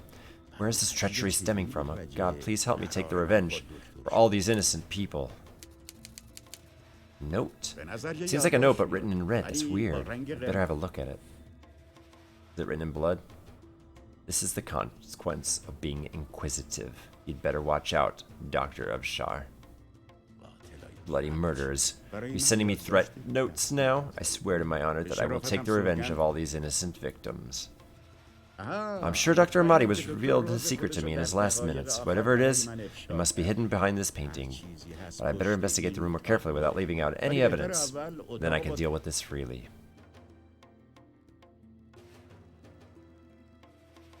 Ahmadi's desk must have messed up so badly. Clearly it has been searched. Oh, so there's a swastika. Pentagram. Peace symbol. All sorts of stuff. Just in case, Hermes is a code. Saint Wolfgang and the Devil. Anton Sandor Levay. It's got like a boa constrictor there. Or an anaconda or something. Satanism is a group of ideological and philosophical beliefs based on the character of Satan. Contemporary religious practice of Satanism began with the founding of the Church of Satan in 1966. Although a few historical precedents exist, prior to the public practice, Satanism existed primarily as an accusation by various Christian groups toward perceived ideological opponents, rather than a self-identity. Satanism and the concept of Satan has also been used by artists and entertainers for symbolic expression. I know, I just thought that this, like, the date seemed a little odd. That, the math wasn't adding up when I read that too. I'm like, I thought this was in the 50s. Church of the Devil. Isn't that tattoo associated with Satanism? I'd heard about it before, but it's strange that they are active in Iran too. Anyway, I can't find a link between this issue and the murders. Everything has become an entangled mess.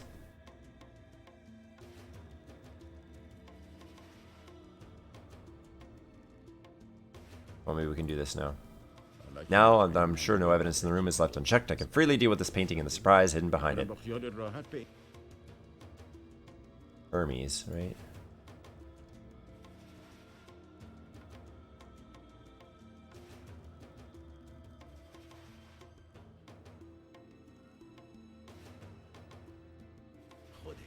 That's it, Hermes, the bearer of good messages from God. Just the opposite of devil. It was really a very smart code, but it was cracked at last. No, it was told to me. Let's see what the doctor has concealed here for us. Chronological inconsistencies abound. The sigil of Baphomet, the inverted pentacle. The goat represents Satan. Hell. Symbols of death and morbidity. The Sabbatic goat, the goat of Mendes.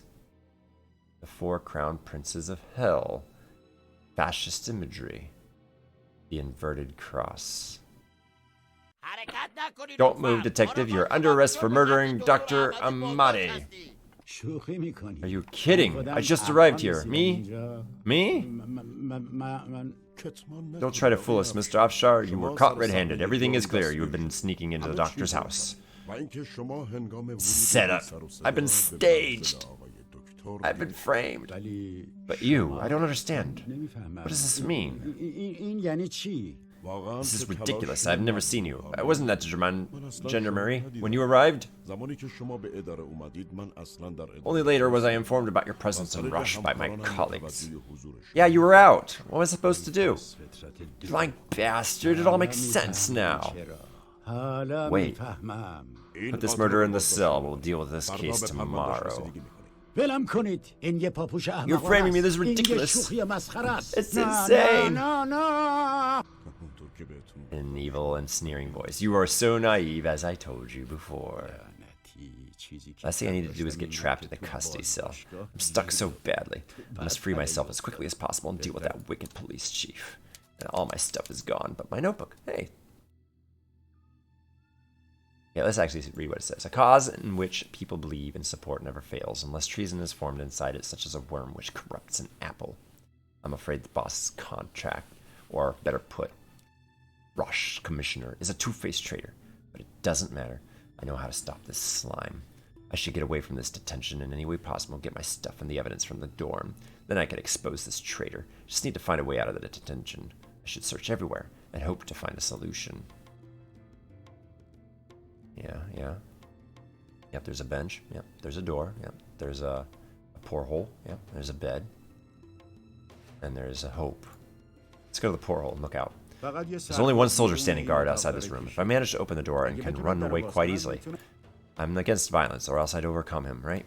Let's check out this bench. There's nothing useful in this damn room. I better return this bench. That may somehow help. I just flipped the table.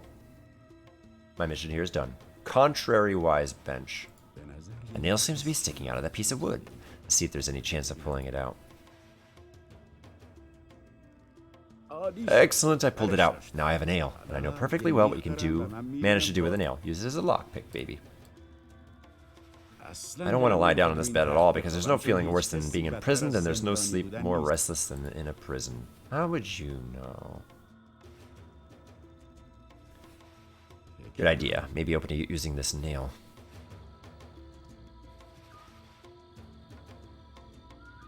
Oh, okay. This is one of those, you touch a wall, you have to start over.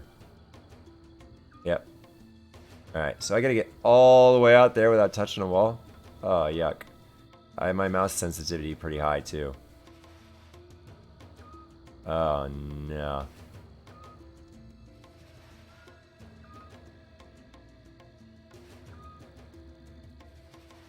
Careful. Alrighty.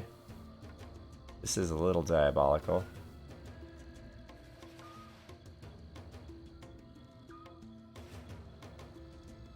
Careful.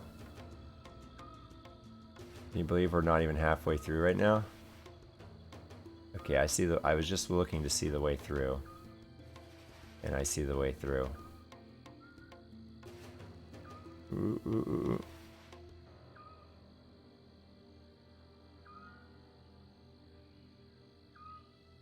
Nobody breathe. Vertical is a little trickier than horizontal.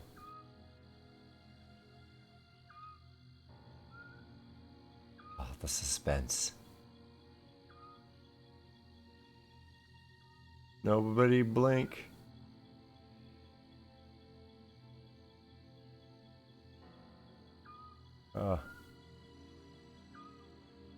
My hand is like seizing up a little bit, like I'm afraid to move my fingers.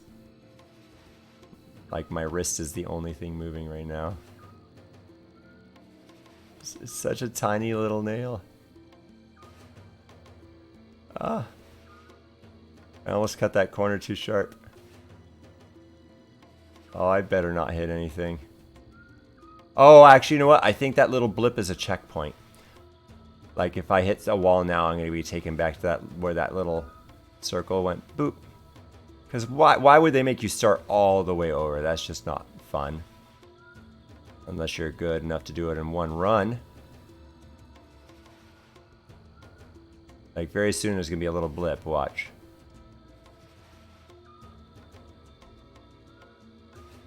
Maybe. Maybe not. It may not matter. Oh, right there. See that little blip? I wonder if that's like a checkpoint.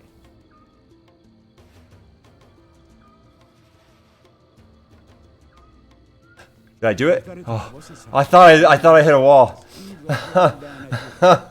Yes, I didn't quite make it. Ooh, ooh, ooh. It's autoplay. Okay. Gotta pick up this stick and hit him with it.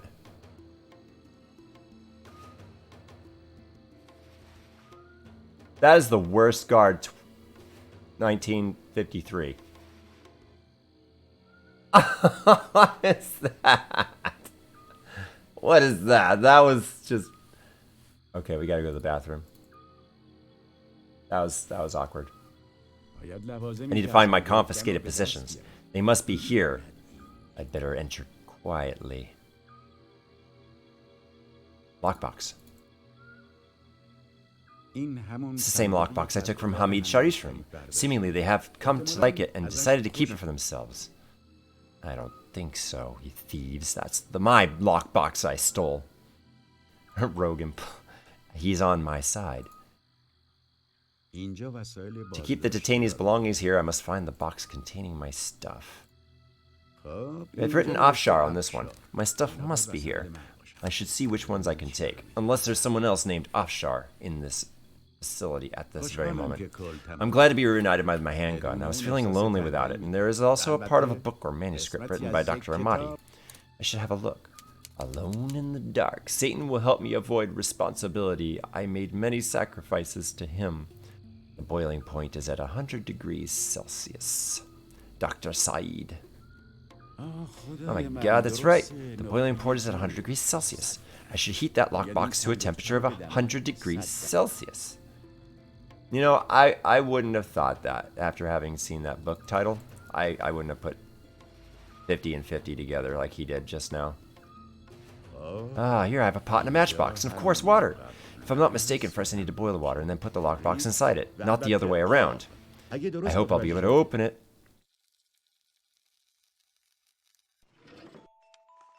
Ooh.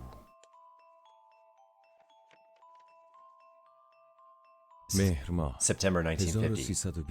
Adventures to the University. When the news came that I'd received a scholarship to study at Oxford.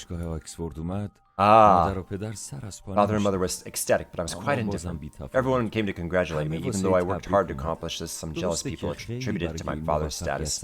I remember Alone in the Dark. That was a creepy game. That was a creepy game. I'm sick and tired of all this bitterness under the shadow of the Master. The Master is more jubilant than all because his son is about to leave the backward and superstitious Iran and return to his fatherland.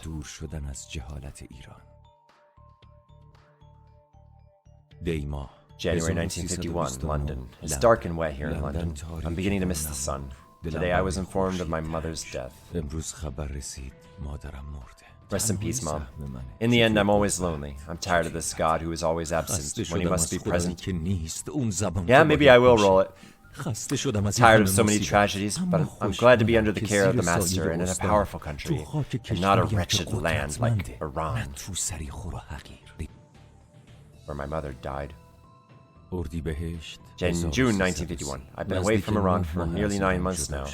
I used to like that country, or perhaps I was just fooling myself. I didn't actually like it. Perhaps there's just a sort of getting used to. After all, I am an English nobleman, and Iran was the land where my childhood was ruined. The land of the superstitious folks without the slightest idea about progress. And now the land in which my mother eternally sleeps. I'm sick and tired of all the nonsense that I'm talking.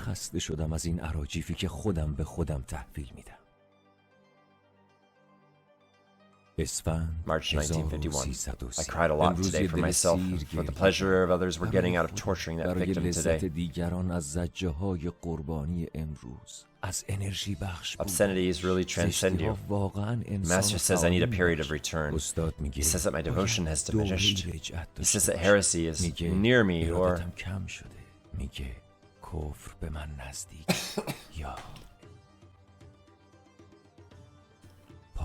Autumn 1952, London. London is bustling and everyone is angry in the Loge. Nationalization of Iran's oil industry has messed up everyone's plans. That cunning Mossadegh even persuaded the Haged. I have been ordered to return to Iran. It's time to pay my tribute to Great Britain, the Master, to the great Satan.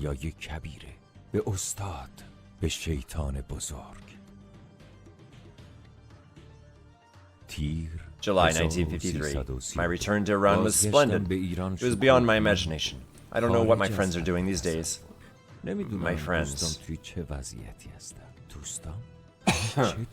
What's wrong with you, Hamid? Don't fool yourself. I perfectly completed the duty which was entrusted to me.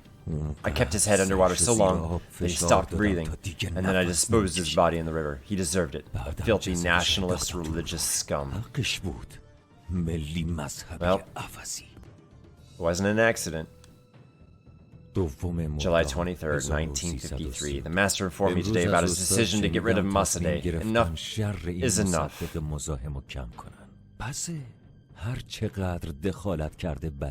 But apparently a few of Mossadegh's gang members are suspicious of what's going on in Rosh. A detective has been sent to Rosh from Tehran. It'll be my duty to finish him off. I didn't doubt that. July 26, 1953. The Master has taught me to love blood. It was a pity I was ordered to kill him without spilling any blood. I hate these gendarmes, this snobbish bunch. I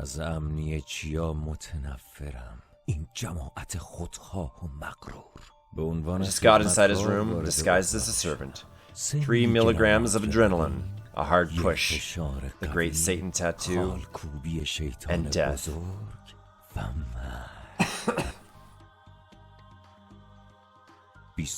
August 15th, 1953. Damn, now that they feel threatened, they want to kill me after all my services.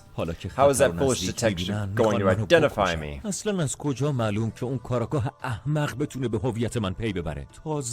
have done nothing other than following the orders. I'll show them. I must run away. I'll never surrender. I must run away.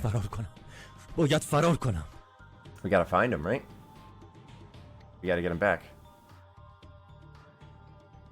So this, am I gonna be able to use this as evidence? The fall of justice. Am I gonna be able to use this as evidence? Wait, oh. To be able to prove my innocence? Filthy bastards, you get yours, you treacherous scum, bloody treacherous bastard. Everything is over now. This evidence right here proves the filthy scum you are. What are you saying, Afshar? You must be out of your mind. Do you think what I'm going to arrest you under the democratic laws of Iran and let the legal system deal with you? No, sir. Traitors like you must pay for their treason against their country and its people. What are you talking about, Afshar? What people? Don't you know what happened? Turn up the radio, guys. Hello, this is Tehran. I have good news for you people. Mossadegh the traitor has run away.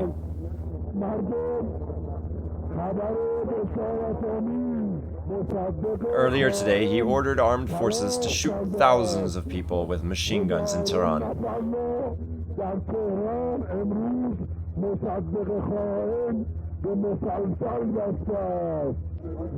People have been killed. Hossein Fatemi. God, you must answer this question. There's no peace in this world.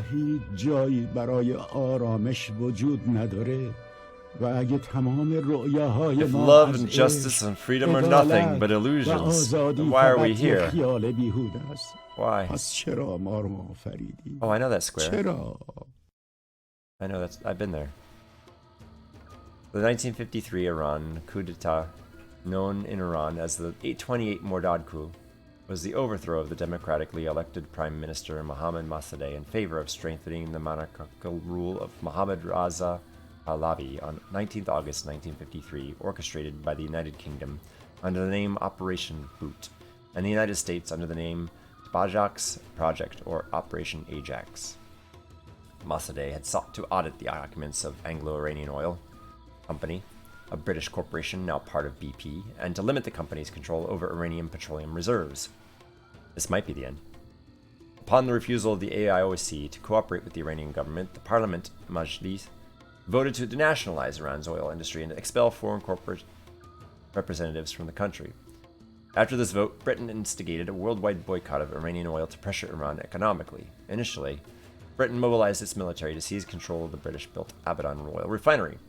Then the world's largest, but Prime Minister Clement Attlee opted instead to tighten the economic boycott while using Iranian agents to undermine Mossadegh's government. Winston Churchill and the Eisenhower administration decided to overthrow Iran's government, though the predecessor Truman administration had opposed a coup. Classified documents show that British intelligence officials played a pivotal role in initiating and planning the coup, and that the AIOC contributed $25,000 towards the expense of bribing officials. In August 2013, 60 years after the American Central Intelligence Agency, or the CIA, admitted that it was in charge of both the planning and the execution of the coup, including the bribing of Iranian politicians, security, and army high-ranking officials, as well as the pro-coup propaganda. The CIA is quoted acknowledging the coup was carried out under CIA direction, and as an act of U.S. foreign policy conceived and approved at the highest levels of government. Following the coup in 1953, a government under General Fazlullah Zahedi was formed, which allowed Mohammad Reza Shah Pahlavi, the Shah of Iran, Persian for an Iranian king, to rule more firmly as monarch. He relied heavily on United States support to hold on to power. According to the CIA's declassified documents and records, some of the most feared mobsters in Tehran were hired by the CIA to stage pro-Shah riots on 19th August. Other CIA-paid men were brought into Tehran on buses and trucks and took over the streets of the city. Between 200 and 300 people were killed because of the conflict. Mossadegh was arrested, tried, and convicted of treason by the Shah's military court. On the 21st of December 1953, he was sentenced to 3 years in jail, then placed under house arrest for the remainder of his life. Other Mossadegh supporters were imprisoned and several received the death penalty, although Mossadegh himself didn't. After the coup, the Shah continued his rule as monarch for the next 26 years until he was overthrown in the Iranian Revolution in 1979. The end. So again, I don't think that this game was meant to be a thrilling, brain-twisting, puzzling game. I think they wanted to tell a story. And the fact that you can't get stuck, it's hard to miss what you need, kind of proves that a bit, in my opinion, as far as the goal of what this game is. So all my stuff is gonna, when I leave this game, I think everything's gonna, let me actually Alt F4, see if that leaves a nicer way, or if everything's gonna move to my other monitor. Oh, Alt F4 brings up the quit menu? Wow, that's weird.